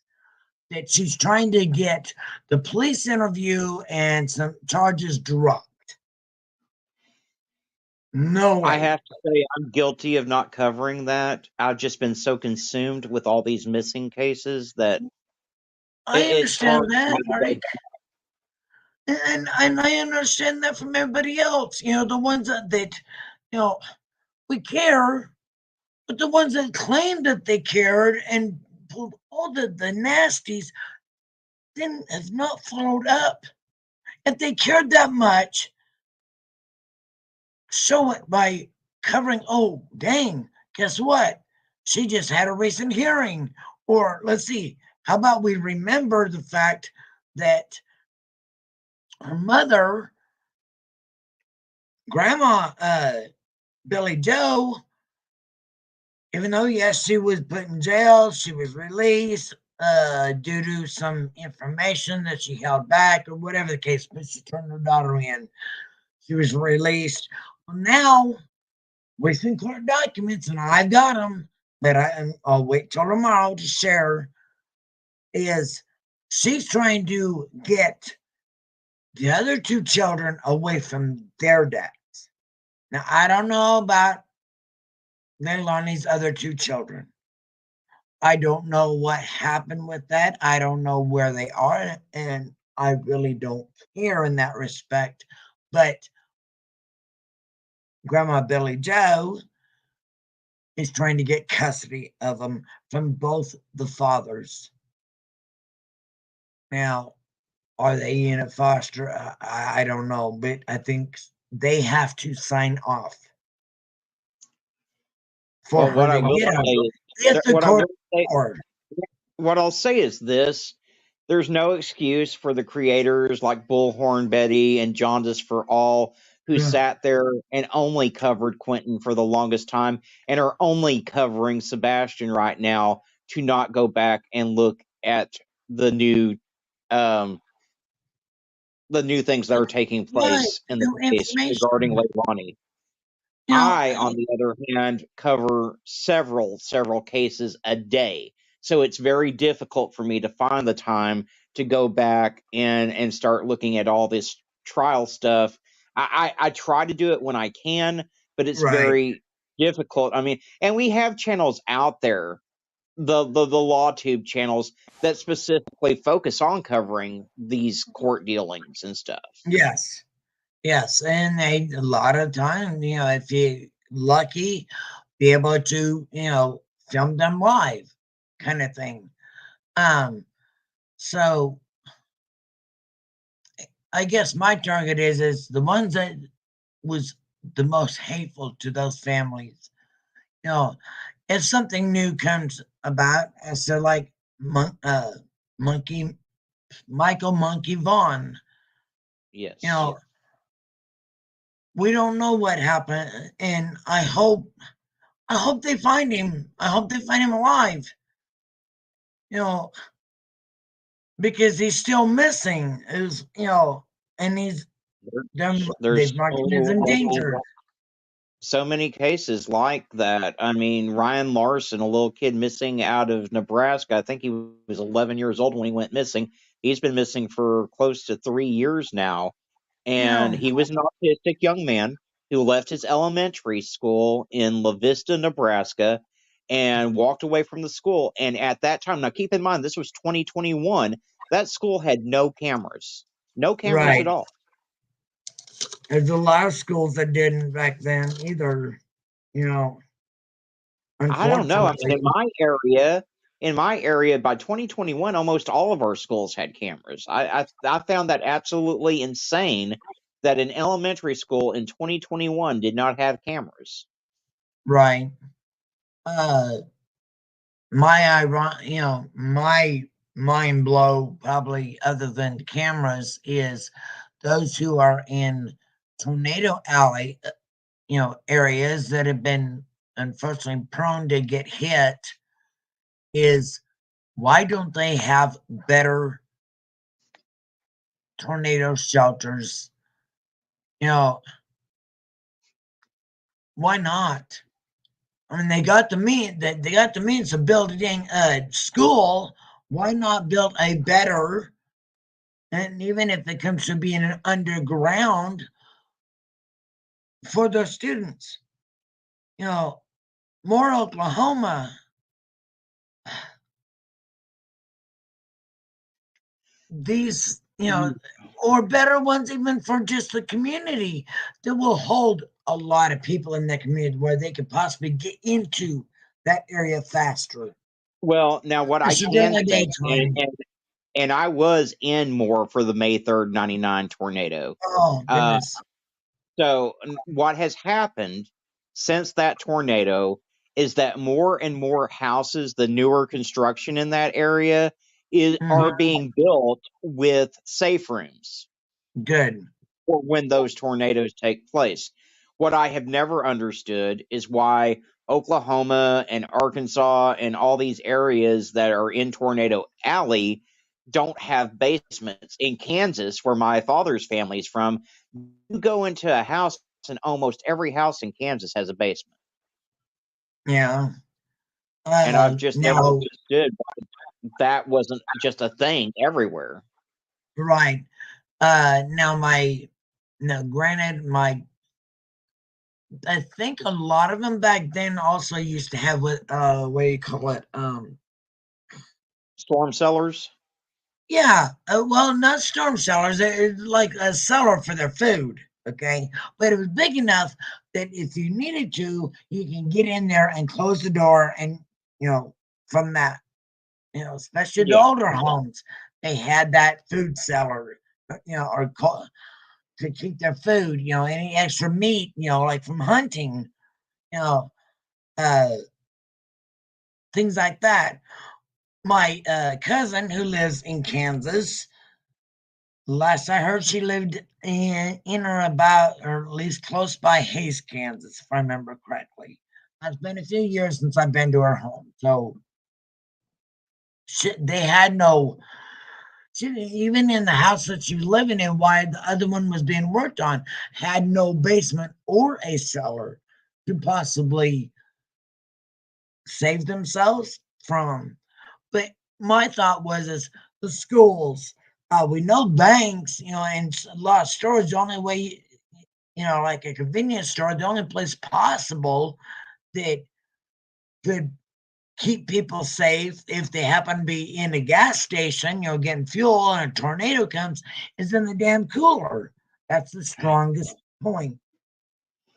You know, Yeah. Now, what's happening at least here is we we have storm shelters in almost all of our elementary schools and high schools that are open to the community so that when a tornado does come, there's generally room for many at least to take shelter.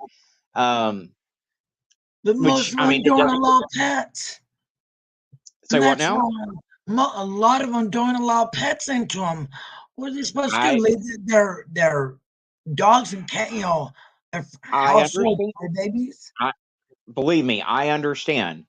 I don't know what the perfect solution is other than No. people building storm shelters on their property so that they have a place to go and they can take their pets. Yeah. I mean, if you live in Tornado Alley, and especially if you live in a trailer park, Oh you yeah. know, there, at least these mobile home communities, most of them have a community safe room, and from my understanding, a lot of them do allow you to take your pets in there. So that's a good thing. Yeah. It's getting there. They're getting better at it. I will give them that. You know, uh, with today's society and kids' access to, I think it was New Hampshire or Connecticut, where that kid went in and killed several people in the school and a bowling. I think there Yeah, was shots in a bowl. don't even get me started on the school No, I shootings. won't. We'll Not today. Maybe another day. But yeah, I followed some of that. Uh, or even the dad. What was that? Uh, the one. If well, in fact, if I'm not mistaken, that's the one I'm kind of thinking of is they would go to in the morning go to the shooting range before they went to actual school, and they would take their well, guns with them. I mean, the I Ethan get it, Crumbley, the open Mm, carry, The but the Ethan Crumbly case does give me some hope because at least in that case they have found the parents culpable for their child's actions. To me, if you can't be responsible and lock your firearms away to where your children can't gain access to them, then you have no business owning a firearm. right. Well, on the same aspect of that is kids know better. When I grew up, my dad had guns. Did I ever think about picking up a gun and going doing stupid shit? No. My first BB gun, good example. Before I could even have a BB gun for Christmas, we'd ask for, me and my brother both asked for, a BB gun. We got the old Daisy BB gun before pump BB guns even was a thought. Okay. Well, And here I grew up around it. But in today's society, in the last, 30 years, the dynamics has changed. it has. And here's part of the issue, too. Not only are parents being irresponsible with the guns laying around, but you also have schools that don't take action against the bullies when a child's being bullied. So Right. you've got a dynamic where a child's being bullied, the school's not doing anything. If the child actually stands up for themselves, they're the ones that get in trouble and they get suspended, and it builds and it builds. And I think a lot of it is these schools are to blame for not taking action against the bullies. Because I'll tell you something, I was bullied as a kid when I was in Yeah. school, and I'm glad that I didn't have access to a firearm because I could have easily been one of those kids that went in and shot the school up. I mean, it happens. Right. And probably I'm guessing it probably wasn't until later that, diagnosis where now, over the years you've been taking the meds that help you from Oh, going in absolutely, that direction. absolutely. Yeah, I Right. mean, that's why I was saying earlier, you can't just take a child off of their medication when it's given to them. If I went off my medication, I would be a completely different person than the person that everyone sees on YouTube. I'm Yes. on medication that helps me. I mean, I had 3 different suicide attempts when I was younger. You Oh, know, geez. now when I came to a point recently where I was contemplating it, but instead of following through with it, I called the suicide prevention hotline. A lot of it is just getting the mental health help that you need, which that's a whole other discussion. We don't have Right. good access to mental health help in this country. So, No, we don't. It's like place here in that's another long story as to Utah. I live here in Utah right now. Colorado, um, I would say is a lot different. I mean, when it comes to that, but Utah, in just my experience only, I'm fighting to try to get on disability because of my birth defect. The reason why is because I know from all the medical tests and documentation, they've already put me in what they call a major depressive disorder. Um, no, I'm not suicidal and never thought about that, but I do get extremely depressed where it's just like I want to crawl into a hole and forget about everything for a while, just to unhinge, not well, focus, and I don't do drugs. And I don't do, I don't even do like prescription hard meds. I flat out tell when I had my surgery, when I had my mastectomy, once once I had the surgery, it was like no more. Didn't want it. They wanted to prescribe it. I said no, no narcotics, no opiates. Period. the hardest pain medication that I take, and I've got rheumatoid arthritis and fibromyalgia, and you name it. Yeah, Um, the hardest pain, the strongest pain medication that I take is tramadol. I don't have any opiates or anything like that. right. So, I but I have do have. gabapentin for my restless leg Well, syndrome. I take gabapentin, but that's not Right. even addictive in the slightest. So, um, No. but I do have a past history of addiction. When I was younger, I've been clean and sober off of any hard drugs for 20 years now. And so I'm the one Good. that says I don't want anything stronger than that. You know, it's one of those things where a person that's had a history of addiction, that doesn't have to define you. You can get off the drugs when you put your mind to it, and you just got to be willing to reach out for help. And again, that goes back to the help being available. There's states like California and Colorado, like you said, where the Yeah. help's more readily available, and then there's the states like Arkansas, Oklahoma, I guess Utah, where it's very difficult to get the help that you need. And I'm glad you're trying to get your disability Yes. going, because at least then you'll have the access to the care that you need, and it won't be breaking your pocketbook and everything.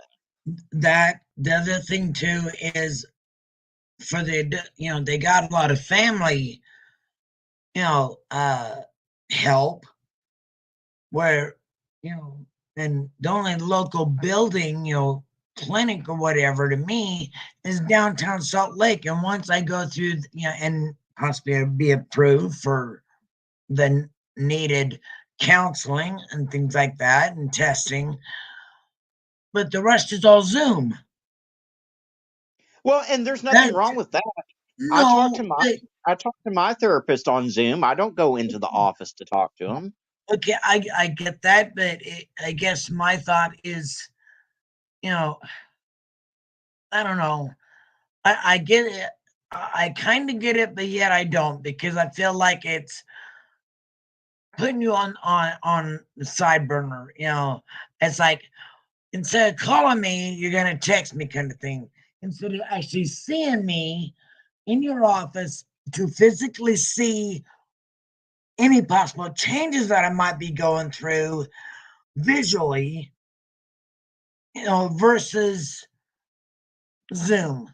Okay. Well, I Zoom, mean, they can't see it if your feet are all messed up, even though you're well, no, describing no, it, no, just no. trying to get your foot up. I'm That's talking about the mental health aspect of it. I think that can be right. completely done through Zoom. Now, as far as your physical health, absolutely. That needs to be an in person appointment so that they can properly evaluate you. Right. But through the mental health part of it, I do all of that through Zoom. Quite frankly, I don't like crowds. I don't like getting out if I don't have And to. And Zoom is a better experience for me as far as the mental health aspect of it goes. true. And thank you for clarifying that for me, because I've never, the one time I had requested and asked for help from my parents, because my kids were little and it was in the middle of a divorce. I had moved, after, and when I left my ex, I left him because 3 cracked ribs. Okay. Mm. Yeah. It went from mental bull to physical. When I come home from work, he was supposed to come and pick me up. When I got home, some skanky hoe from downtown Pasco, Washington was in my fucking bed. Okay. So yeah, I lost it. I tried to throw my ring down the toilet, and that's when he grabbed me behind and bared down and cracked 3 of my ribs on my left side. I And am so that's in sorry. the so, but and just thinking on those, and the mental health shit,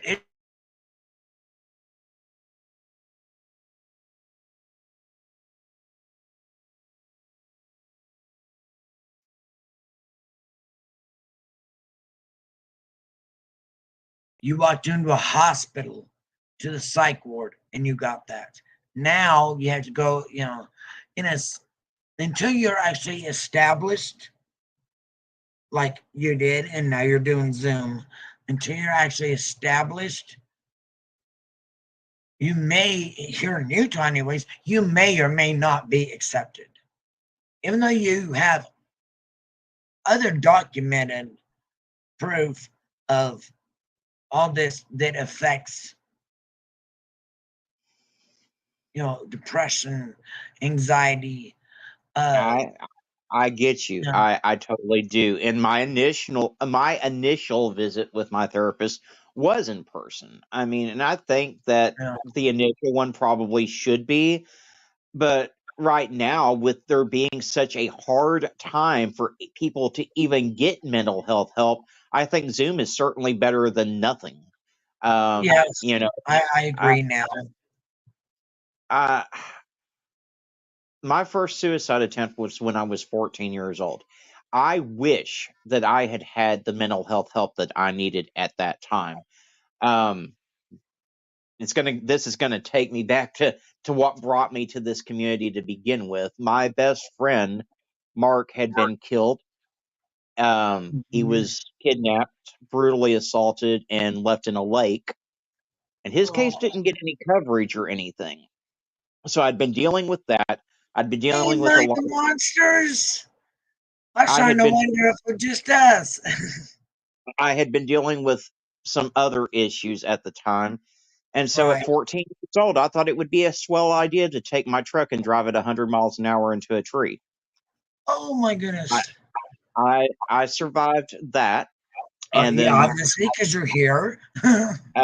when I was in my 20s, I had 2 other attempts where I took as many drugs and alcohol as I could in order to try to unalive myself. Now, fortunately, I survived that.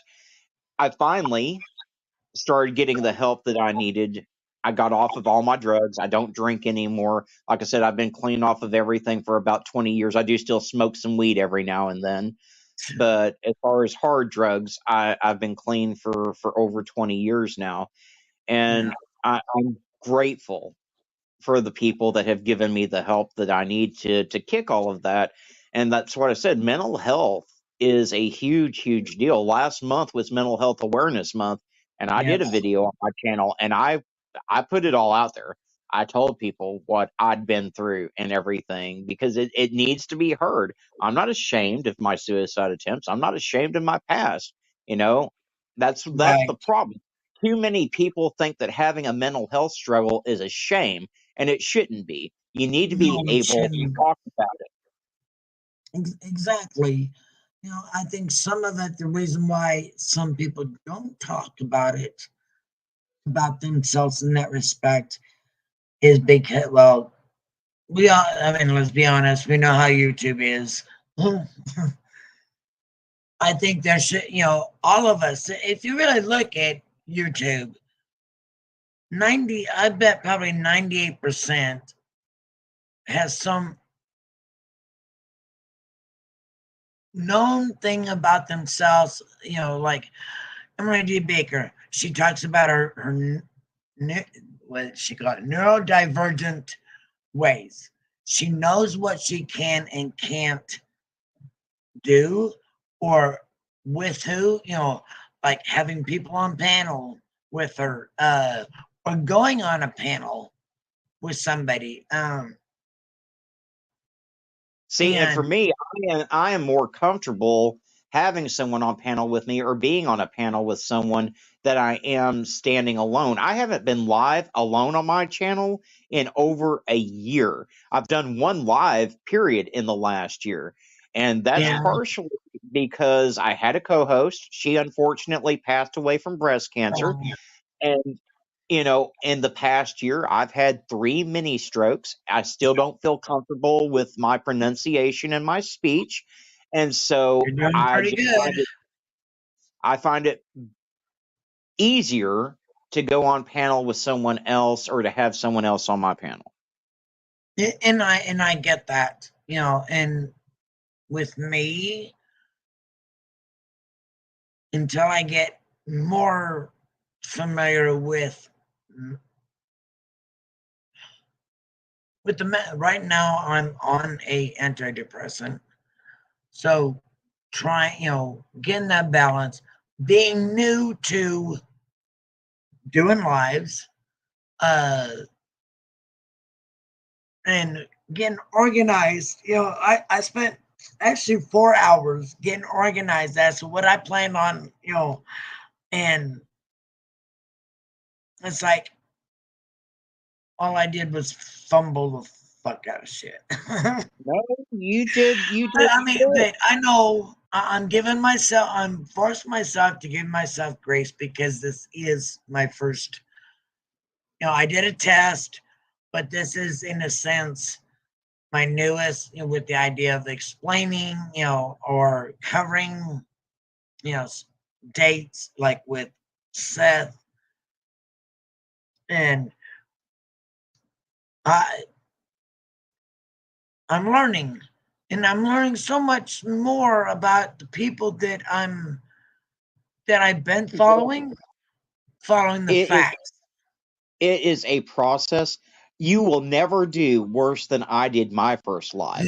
My first live, I was on live stream for over an hour, literally talking to myself because I forgot to add myself to the stream. Oh my goodness! See, and my first string, I think some of it. Let's see, who was it? Ty, Uber Goober, I think is her name. She's from Savages. No, actually, I think she's from Jenny Jin Jin's side of, in a sense, of the family. Um, like, oh my goodness, mind a monster. Well, and I get that. I was the other thought, but I'm thinking, well, I want to be offline so I can at least watch Forgotten Whispers, Wispy, because I love watching her coverage, except when she covers Laura, aka Perplex QT. I don't know why it's like nails on a chalkboard. I just my ears just can't. Especially that That, early in the morning, late at night, early in the morning. I don't want to hear that's that how in I the am. sleep. That's how I am with crime, lies, and with Brooks from Crime, Lies, and whatever the fuck bullshittery. I Now cannot see, stand her. Her yeah, voice is like nails on a chalkboard. I have to literally put earplugs in when nonsense covers her.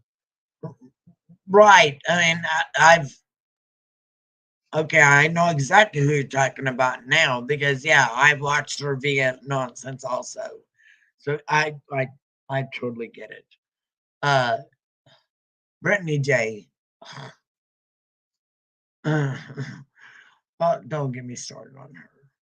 I used to like her, and it really only on that. It really only started there were some things that was brought up about Granny's watching. Okay, not everybody likes Granny. There's a lot of history back and forth between a few creators before they came really over to our side, or at least one sector kind of slid over, to our neck of the woods. You might say it's the only way I can describe it, because I had never heard of Granny's watching, or but Brittany J's been biting on Granny Oh, for at least 2 years. Brittany J is so obsessed with Granny's watching that she's got a damn membership to her channel. Yeah, I know. She paid to be a member just so, in my opinion, to stalk her. Yep. But when I first met, and because of my own cancer thing, and I heard, but then I went back and listened to Granny's live, her own, okay, and listened to what the words actually were. She was freaked the fuck out because she thought she did have it. Okay. There was still more tests to be done. Okay. That was the impression that I got, probably because I could relate to the freak out of hearing a possibility of. I knew mine was before I told my dad. I just could, until I verified 100%, once I got the actual test back, I did not want to tell my dad. It wasn't until almost mid-December that I finally broke down and told my dad that I had breast cancer. Okay. And my dad only lives 30 minutes south of me. Okay. My dad is the only one left. My mom passed away in 2015. So I didn't have someone to talk to about that. So you had, now coming to that, you look at those kind of things, our own normal health issues. Rheumatoid arthritis, I can relate to, not because I have it, I don't think I do, but my dad has been suffering from, and the doctor in front of me and mom told us that if dad passes away a natural passing, on his death certificate will be cause rheumatoid arthritis. Okay. Now, people that don't understand the difference between osteoarthritis and rheumatoid automatically think it's the same. It's not. Oh no. You Rheumatoid know is this far, firsthand. far more aggressive. Oh yeah, and my dad's is. They originally found it when they found a spot in his lung. They thought maybe because he worked at a copper refinery there in Tacoma when I was little, then maybe a spot, because back then they didn't have they didn't really use masks, and he was not far from a lot of those kettles that melted the copper into whatever. Okay, long story short, years later, and dad being a veteran, finally one of the VA doctors said, well, let's check this out. And lo and behold, it finally took a VA doctor at my dad's expense at first to say, this is what you have. This is how we're going to deal with it. And you are qualified for full VA benefits, medical benefits. Okay. My dad Well, that's only served at the time for the first 4 years, boot camp basically. He was in reserves in Tacoma, Washington, and Fort Lewis. And that's my when dad. after I was born. My dad has a similar story, or had a similar story. He was diagnosed with multiple sclerosis when I was 5 years old, Oh and my God. he had been having a lot of issues for a long time. He went to several doctors. doctors were telling him it's all in his head and everything else under the sun. Um, Yeah. we finally moved from Oklahoma City to Arkansas. He was able to get in at the VA hospital in Fayetteville, Arkansas. They did a spinal tap on him, which was an ordeal in and of itself Right. Oh because yeah. they lost the spinal fluid from the first spinal tap and had to do a second one. Well, long story short, they finally determined that he had multiple sclerosis. He went to the VA hospital in Little Rock, and he was very fortunate. He found a neurologist named Sarkis Nazarian up there, who is now the head of neurology at the VA hospital. And he got some of the best. People can talk bad about the VA hospitals all they want, but my dad received some of the best treatment out there from the VA hospital in Little Rock, Arkansas. Yeah. My dad still to this day has to go in, I think, every 3 months for infusions. Because of the meds that they use for rheumatoid arthritis, he now has what they call chemical diabetes because of the rheumatoid arthritis. He has type 1. He's closer to the type 1 diabetes because of those meds. I didn't Trying know to that the keep meds. his Yeah, I had no idea the meds could cause that, but it does yeah, make sense because my grandfather had suffered from rheumatoid arthritis for years and years and years, and he did end up becoming diabetic and eventually lost his eyesight from the diabetes and everything else. So, yeah. My dad still has to have he's on uh the yeah, he's got test his own blood, do the injections. That's how bad it's gotten. And he's 82 now. He's 82 now. And he still has to do injections. He's on a CPAP machine because he holds his breath. I mean, I remember when long before mom passed away, and we had lived in a two-bedroom, two-story house. I could hear mom, Earl, roll over, uh, yeah. because he would hold his breath. Well, now he sleeps Well, with the CPAP machine and he it, has a it fib. it's not so much holding their breath, but they stop breathing. It's sleep Right. apnea is what it is, and my mom Yeah. has that. So, Yeah. He would hold, I mean, he just stopped breathing. Well, after mom passed, because the different, we pretty much ate the same foods. Uh, for the most part, because I used to live with them, because I used to help because of both of their backs was not in the best shape, especially mom's. Um, I would help with the heavier lifting. I'd help dad, and I always used to tell dad, "No, you're not touching it," because he, he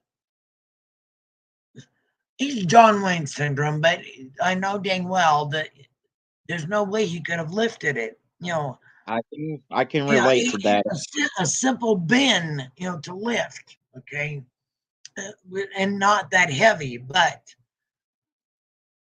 it was still something that That he shouldn't have you know, been doing, but he was trying to right, do. right. And mom physically, she due to genetics on her mother's side, and they all joke about it, so it's not like I'm calling them bad, fat in a bad way, but they were mom and them all joked around about being walking pears. Okay. So I mean it's nothing new. It's and she would laugh about it if she was here, with me saying it. But hold on just a second. Somebody's at my door.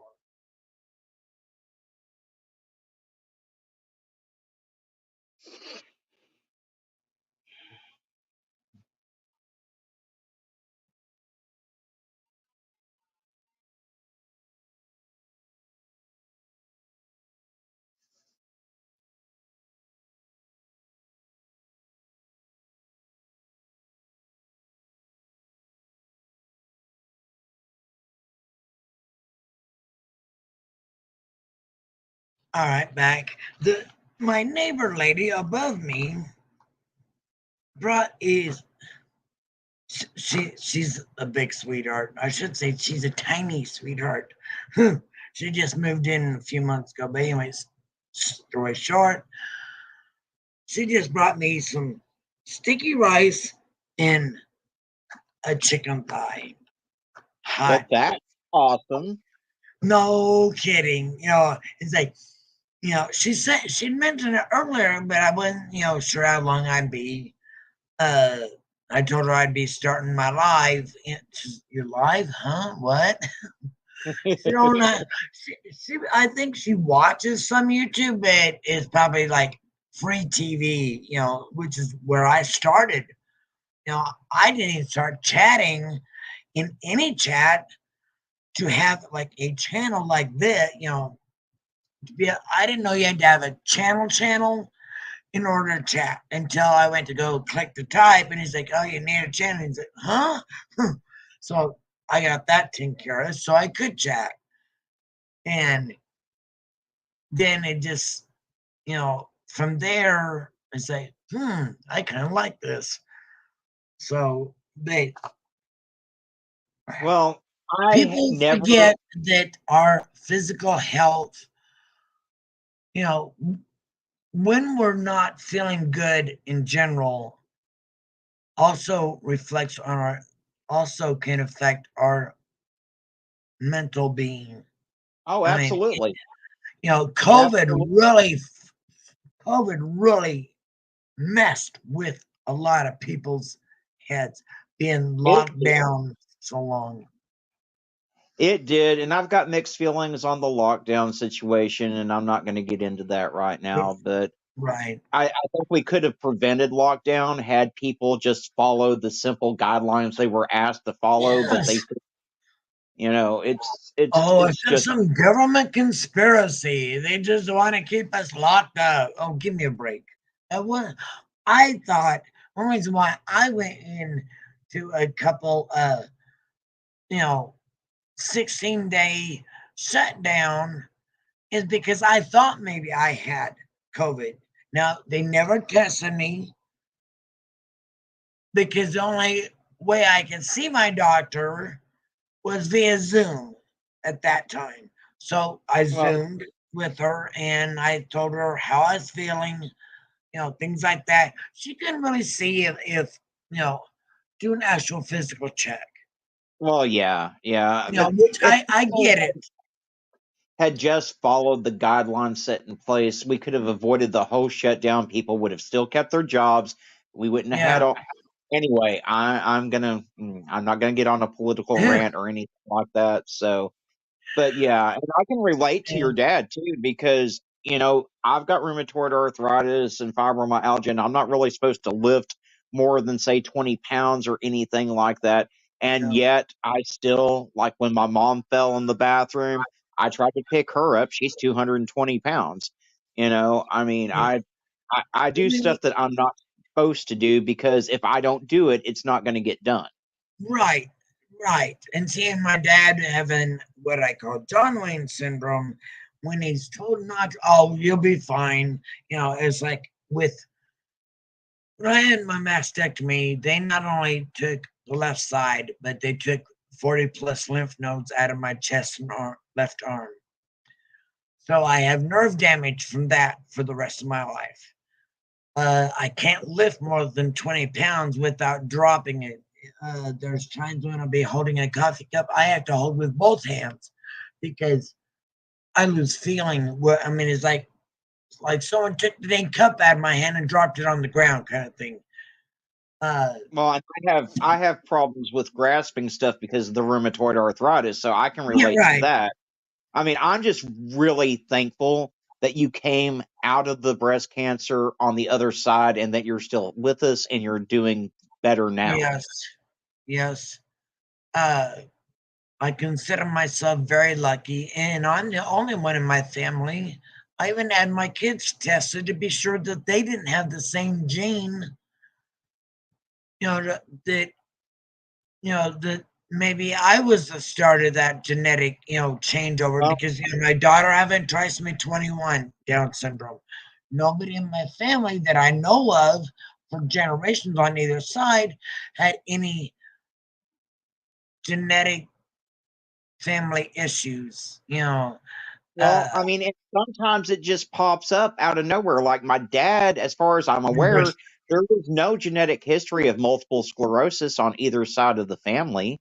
You yeah, know, my grandmother died of breast cancer when I was 8 years old.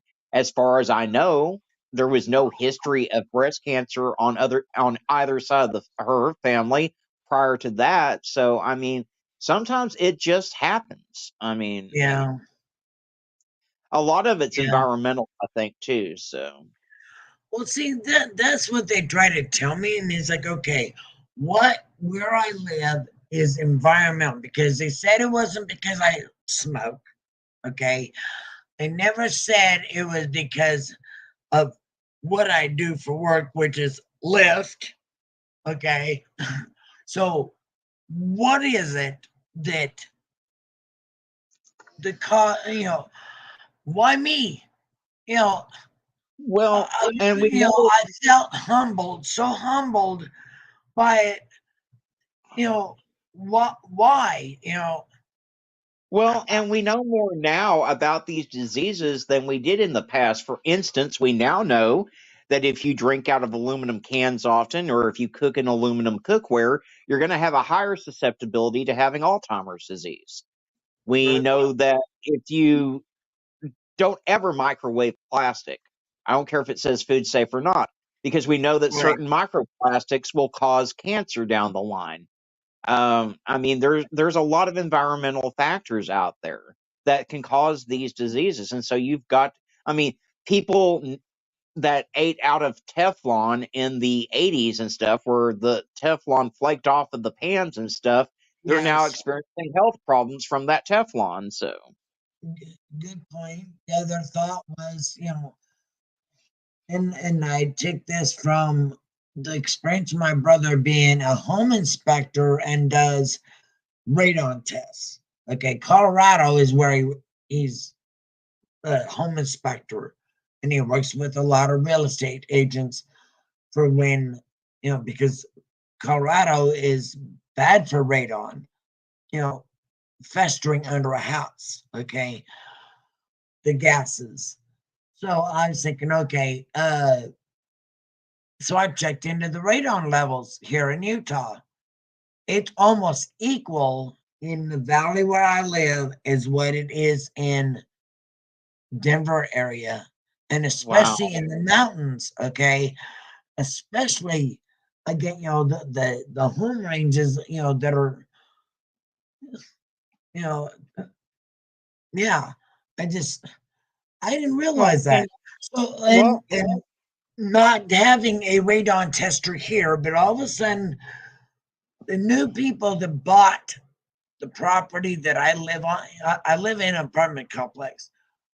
All of a sudden I see my neighbor, they come over and they put a radon tester on one of her walls that's not on, of course, not on the outside wall, but and not near any other things. I learned that from my brother was doing radon testings. I'm sorry, but that really made me livid because nobody was told what the results were.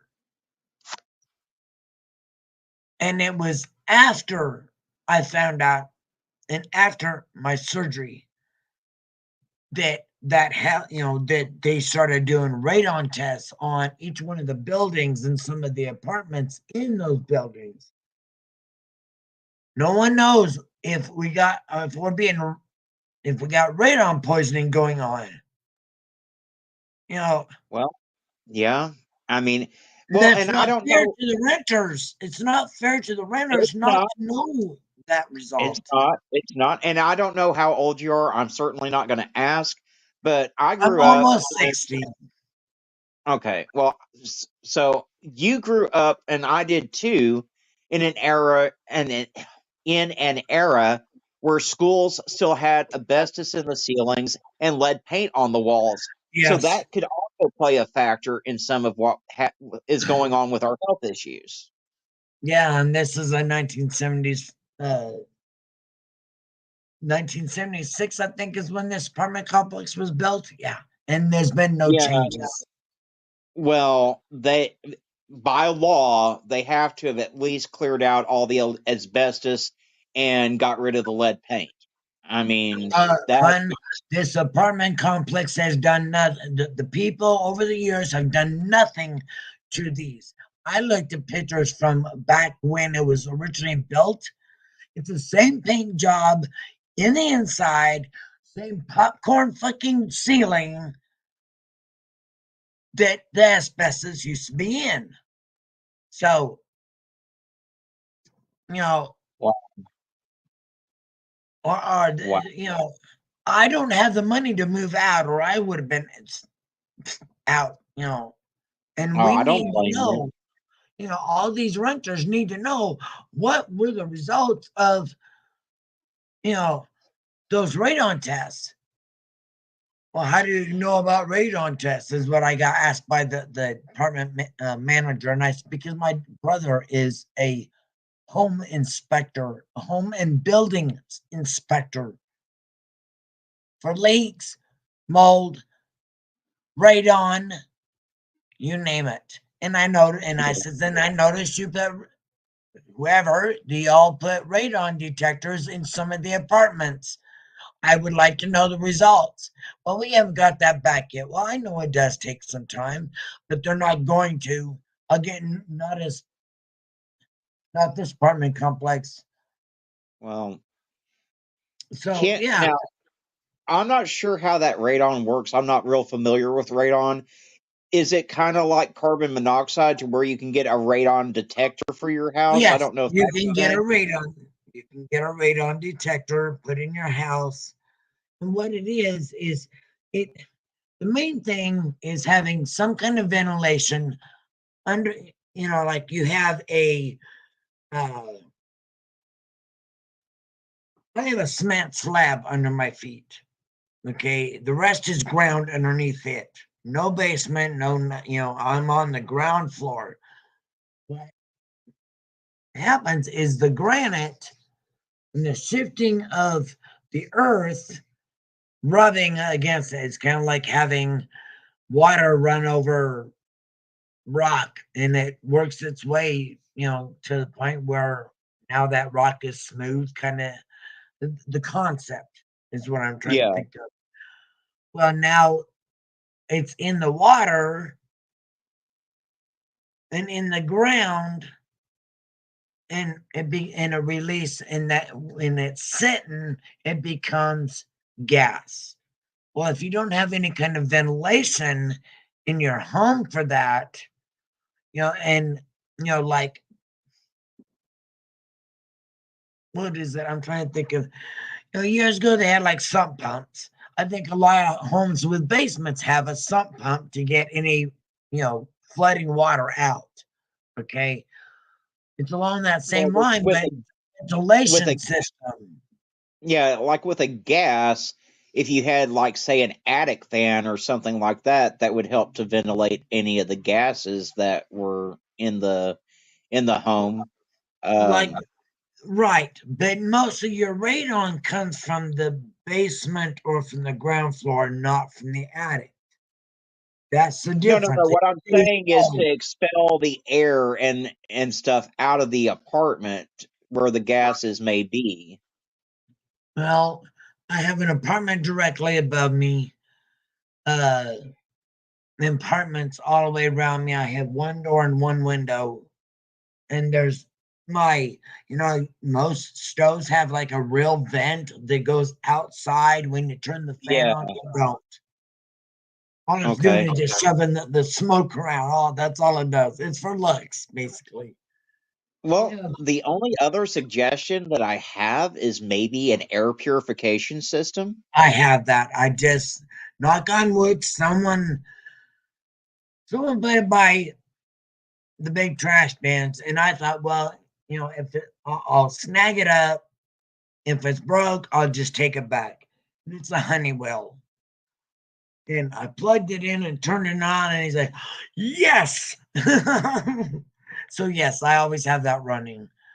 Well, Um, that's yeah, and it's a ion. It has that and like ionization kind of helps purify the air. So, but it just people don't realize when you're down and out and sick uh, from a cold for a period of time, or you're going through whatever, something simple, you know, and yet not so simple. You look at some little tiny grace towards Seth. I can imagine what kind of depression that he is going off the rails with. He reacts differently. Where, like you said, if you're off, you're out of control. Maybe but I maybe he needs to get if it, stoned more. well, if it was just the behavior, it wouldn't Mhm. throw as many red flags. But it's his Right, inconsistent stories. It's the GoFundMe 3 days after his son goes missing. It's the not disclosing right. that his, it's an overall It's thing. It's not stacking just the all behavior. right. It's stacking against him in so many ways.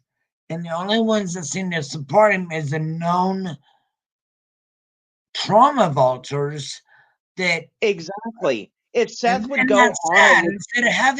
Instead of having someone like us who are for the truth or keeping Chloe around to vet the people that's coming around him, and he got rid exactly. of her. See, and, Yep. and that's another red flag for me. Why doesn't Seth Yes, want any vetting taking place? right. I don't get it either, Arctic. I don't. I don't. I really don't get it. He's run off everyone that has been vetted. Uh, the Cajun Navy, uh, United Cajun Navy. There may have been a few probably in the bunch that may not have been unquote quote unquote vetted, but they were probably closer to being more vetted than what he has now, and what other than EquiSearch, the EMA. Uh, Well, and the thing is, he's unappreciative to those who are legitimately trying to help him. yeah, Texas EquiSearch has been out there to try to help find Sebastian. He doesn't give them any credit. There have been numerous community volunteers going. I have yet to hear Seth thank anyone for what they've done. Not once. I haven't either. I mean, at least not publicly on the thing. Maybe he's doing it behind the scenes, or when when they're standing in front of him, he may be. So I'll kind of give him that tiny bit of grace that maybe, just You are maybe, he giving is. far more grace to Seth than I I can at this point. I know. I realize this. Yeah, and And I try. Believe me, I've tried because you know how I am. I don't like yeah, trying to throw shade at families without anything to back it up, and that's why I'm right. always specific that this is just where my thoughts have been. I'm not trying to say he had anything to do with it, but his behavior is shady. His behavior is making everybody think he did, and that it's like, look over there, don't look here.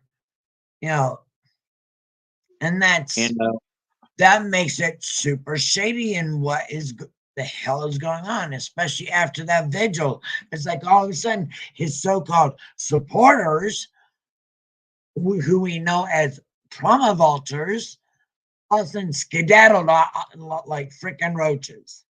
well, and the thing is Seth had his opportunity to go on a legitimate creators panel because when we had Chris and Katie on panel over at Duchess's, we Yes, invited Seth. He was in the chat.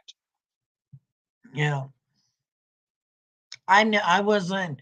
I was around, but I didn't know of. I'm trying to think why I did not. I've seen Duchess's later, but I had not. I didn't know that Duchess was was the first, I believe, Yes, we were interview. the first. We were the first to do an interview with Chris and Katie over on Duchess's panel. Yes. Okay, that's what I thought. And then the one that got publicized by one of the news things was after, right?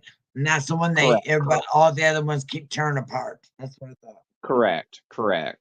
Okay. But and that's part of the issue that Slimy Crime Stories has with Duchess is she's jealous that that Duchess got the first interview with Chris and Katie, which I think is bullshit. It shouldn't be about who gets the first interview or anything like that. It's about getting that child's face out there. If you're here for the right reasons, you don't care who covers it first. You just care about covering it and getting the facts out there. Get exactly. Even if we don't know, yet with law enforcement, but having those interviews, in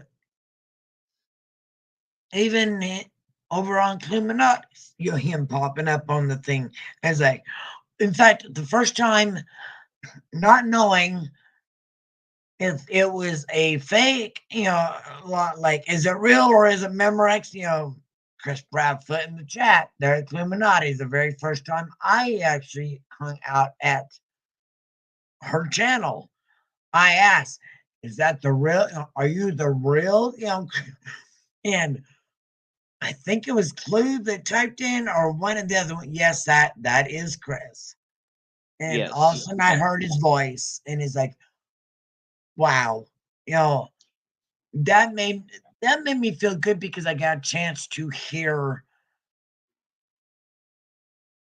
Oh yeah. The question. I mean, when you listen to Chris and Katie talk about Sebastian, you can tell how deeply they miss that boy.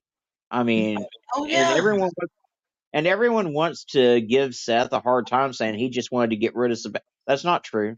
That's not true at all. No. Chris loves Sebastian. Yes. And I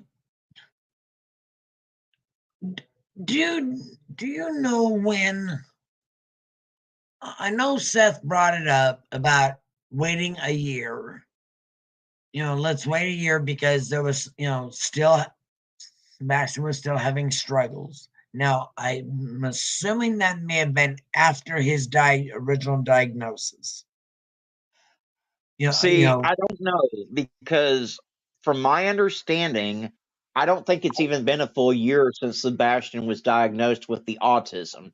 Now he was diagnosed with the chromosomal thing long ago, but the autism diagnosis, I think, is either 6 or 8 months that he had been diagnosed with that. So, okay.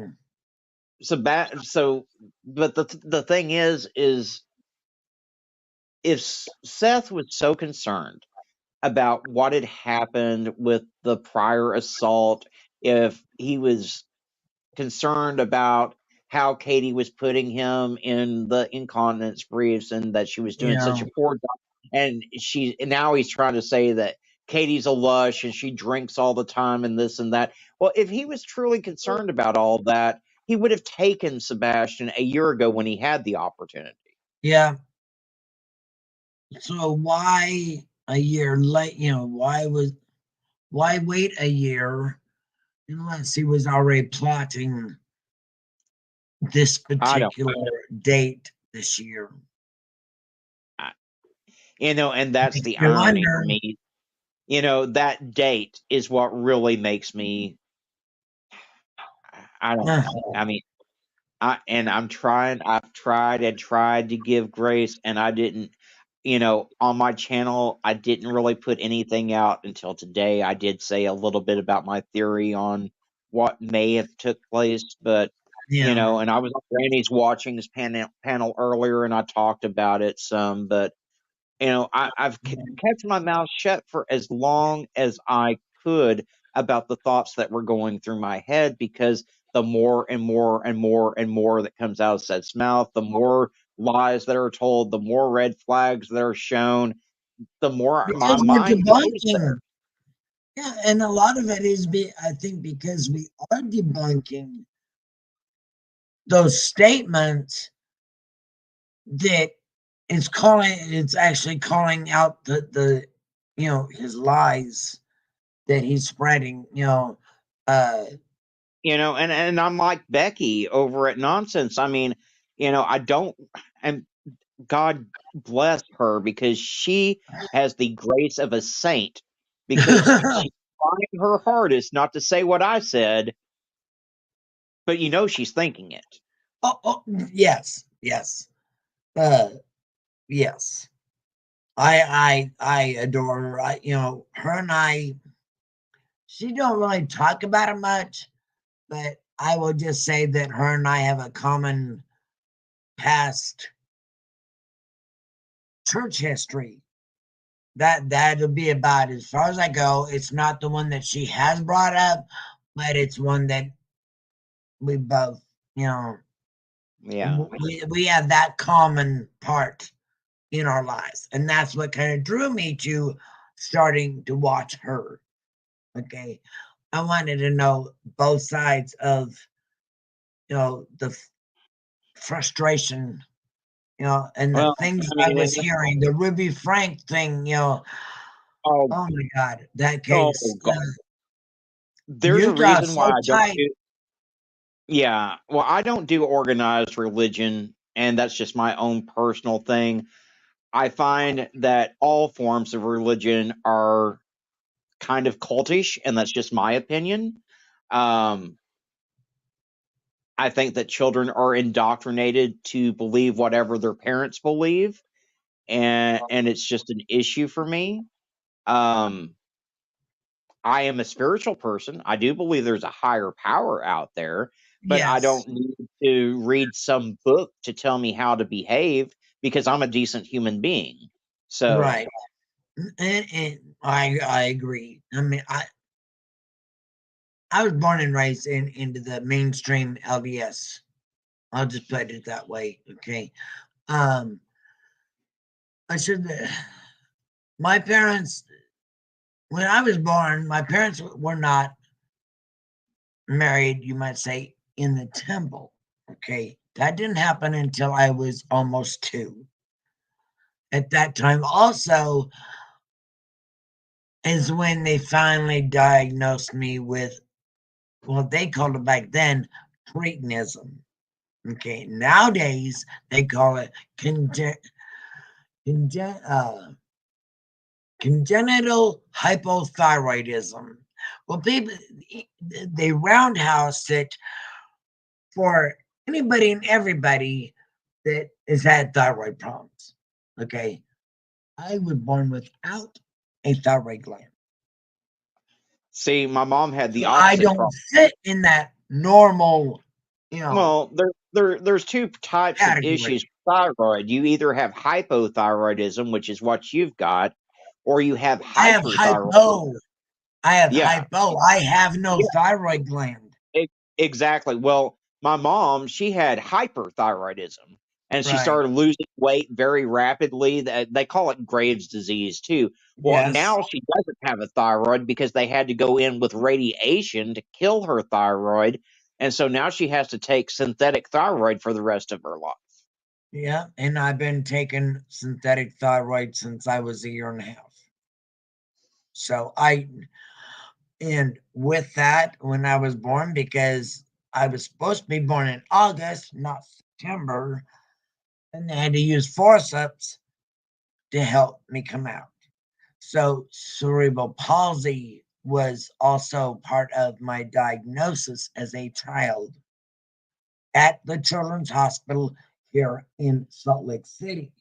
That is where I was officially diagnosed with Wow. the no thyroid and all that.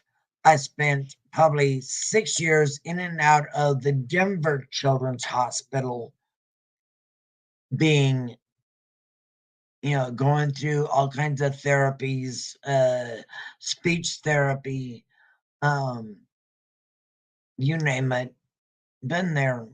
That's why the Maya Kowalski Well, trial hit me.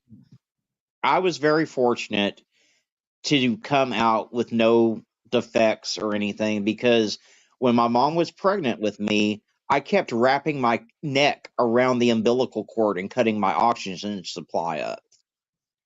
And Mine they was wrapped around my throat twice. That's why they were using forceps to try yeah, to yeah. force me out. So like they were freaking out because they thought that I was going to come out stillborn because I kept Yeah, wrapping my neck around the cord, and they'd have to shift my mom into different positions to get that cord out from around my neck. yeah, So I consider myself very fortunate to be here at all, much less with no real birth defects or anything like that. yeah, yeah. That the cord wrapped around my neck twice. Them having to use forceps to pull me out and then remove it. So basically, they strangled me to death before they got me out. Wow. uh, you know, and with that, I've always struggled. Okay, with because with cretinism, or that's what they called it back then. I looked like a Down's child when I was born. I wasn't functioning. I was at a year and a half or 2 years. I looked like a brand new baby born. Okay, so yeah, I look at my 2-year-old pictures, and I look like I was a newborn baby. And he's like, Wow. it can't be right." And no, that was because mom showed me pictures later once they started me on the. Back then, it was levothyroxine that they had me on, which was the next per se purest form, and then it went to Synthroid, and then now we're back to levothyroxine again. So, Yeah, that's the and one my my mom's on is levothyroxine. yeah, uh, and my weight and everything goes up and down.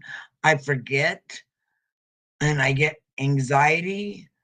Um, I get frustrated easy, and some of it I think I'm more picky at myself because I want to do it right the first time, not the second or third. I I don't understand. give myself enough grace sometimes when I should. Well, Uh, see, you need to take some of that grace that you're giving to Seth and give it to yeah, yourself. slap it back on myself. Yeah, but anyways, I should probably get off here, and I totally appreciate you coming up and helping and Well, girl, been awesome. anytime you want me to come on panel, you just say the word. I'll be in your lives whenever I see that you're live, and I truly appreciate you having me up on panel. I may not have had very many. It looks like I had 20 likes, so I feel blessed. Oh, I someone snuck in. I see another viewer. Click that like, please. There's been one ever since Mind the Monsters left us for a while. Probably different. No, another. In fact, if I'm not mistaken, I think Truth, not Feelings, is back live again. I hope Well, I'm not reading. But I really appreciate you having me up, and like I said, anytime you want me up on panel, you just say the word. I'll come up. And you have a great night. And it was great being on here for this long, having the conversation that needed to be had. thank you so much. I mean, that it really does mean a lot. We covered a lot of things. My next thought is trying to cover uh When, Leilani Simon, but kind of give for those new people that may not know about the case, at least have the dates of when it started, not the drama shit, not covering Betty and her bullshit and all, and the bait. Oh, that was just horrible yeah. hearing all that. Okay, I'm not going to put that in there. My thought is going with just the trial,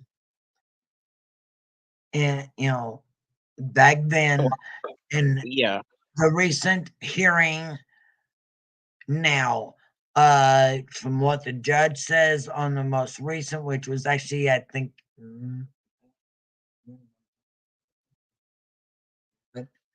was supposed to be, I think it was March was the last hearing, I believe it was. Most recent hearing, and they are the trial, from what I understand, is the judge mentioned something about the end of the year. So that tells me that she hasn't had an official 100%. You're 100% guilty. This is why you're not getting shit dropped, whatever. I don't, I'm going to have to go through those trials and see if that what happened, but she's trying to get the police interviews dropped. So that to me, that says she didn't have a full on trial. Okay. She's also looking at getting a murder, one of the murder charges. I guess there was like two hooked to her. At least one of them dropped. That I mean, Well, it's like, we've seen this before. yeah, They're going to try to do everything they can to see about getting a sentence reduction. We saw that in the Cody Bixby case. Corey Bixby tried to have a lot of the shit dropped out too. So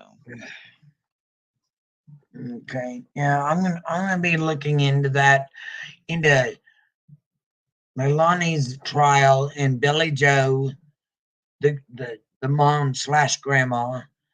Um, I'm gonna look into who I those. think should have been charged right along with Leilani, just my opinion, but Yeah, because she did have custody at that time, from what I understand, of she had Quentin. custody and she wasn't supposed to be letting Leilani have Any, access to Quentin pretty much unsupervised. And so a right? lot of what happened to Quentin falls directly on Leilani, in my opinion. And she was sitting there protecting her daughter from, you know, Yeah, Billy Joe was letting. Yeah, and as a mother, I get it. I do. You know, she knew that her daughter was you know, she made the remark, and I liked it, some of the old things. There was some, what was it? I wrote it down here. All right, on October 10th, 5 days after, uh, Billy Joe put in a remark about her daughter on Facebook, stating that she sometimes a real good girl, does really, really well. And then there's other times. Is I believe the way she put it. I'd have to clip that, thing. But yeah, I mean, it was just 5 days later, and uh, let's see, Billy Joe, not till December 12th of that year, ended up with contempt of court and was arrested and was put in a suicide prevention slot because I guess she done lost it. She well, had she is who turned her own daughter in. Uh, eventually. But yeah, eventually. what has only stuck in my mind is Billy Joe knew well before that what had happened to Quentin, and she was spotted at a bar with Leilani shooting Yeah, back drinks with her daughter. I yeah. mean, On Tybee Island, I've got that written down too. Yeah, I've written that down too. That would have been on October 18th. Uh, Now that was after, allegedly after Billy Joe made the Facebook comment. But uh, in the landfill search, start of it started was October 18th. So I mean, there's like 13 days that they searched everywhere, and they find, and I now maybe the 18th was the end, because let's see, let me look. it wasn't until November that Leilani was officially arrested for the murder of, for the murder charges of her son. That poor baby. And the other two kids, I don't know what their dads, the other two kids' dads are like. I hope they are doing way better. Oh, I don't think, hold on. after all this time, I don't think Billy Joe should have taken him away. She should have started that long time ago. I just had an Amber Alert come through on my phone. Oh, Amber Alert, Tulsa area, so Tulsa, Oklahoma. Nalia Smith, black female, age 10, last seen wearing a black shirt, light pink shorts, and red shoes. There's a second child, Phillips Elijah, who, let's see, black male, age 9, last seen wearing a red shirt. The suspect is Brigaria Phillips, a black female, age 26, last seen wearing a black tank top and black shorts. If seen, do not approach, call 911. oh, oh my goodness.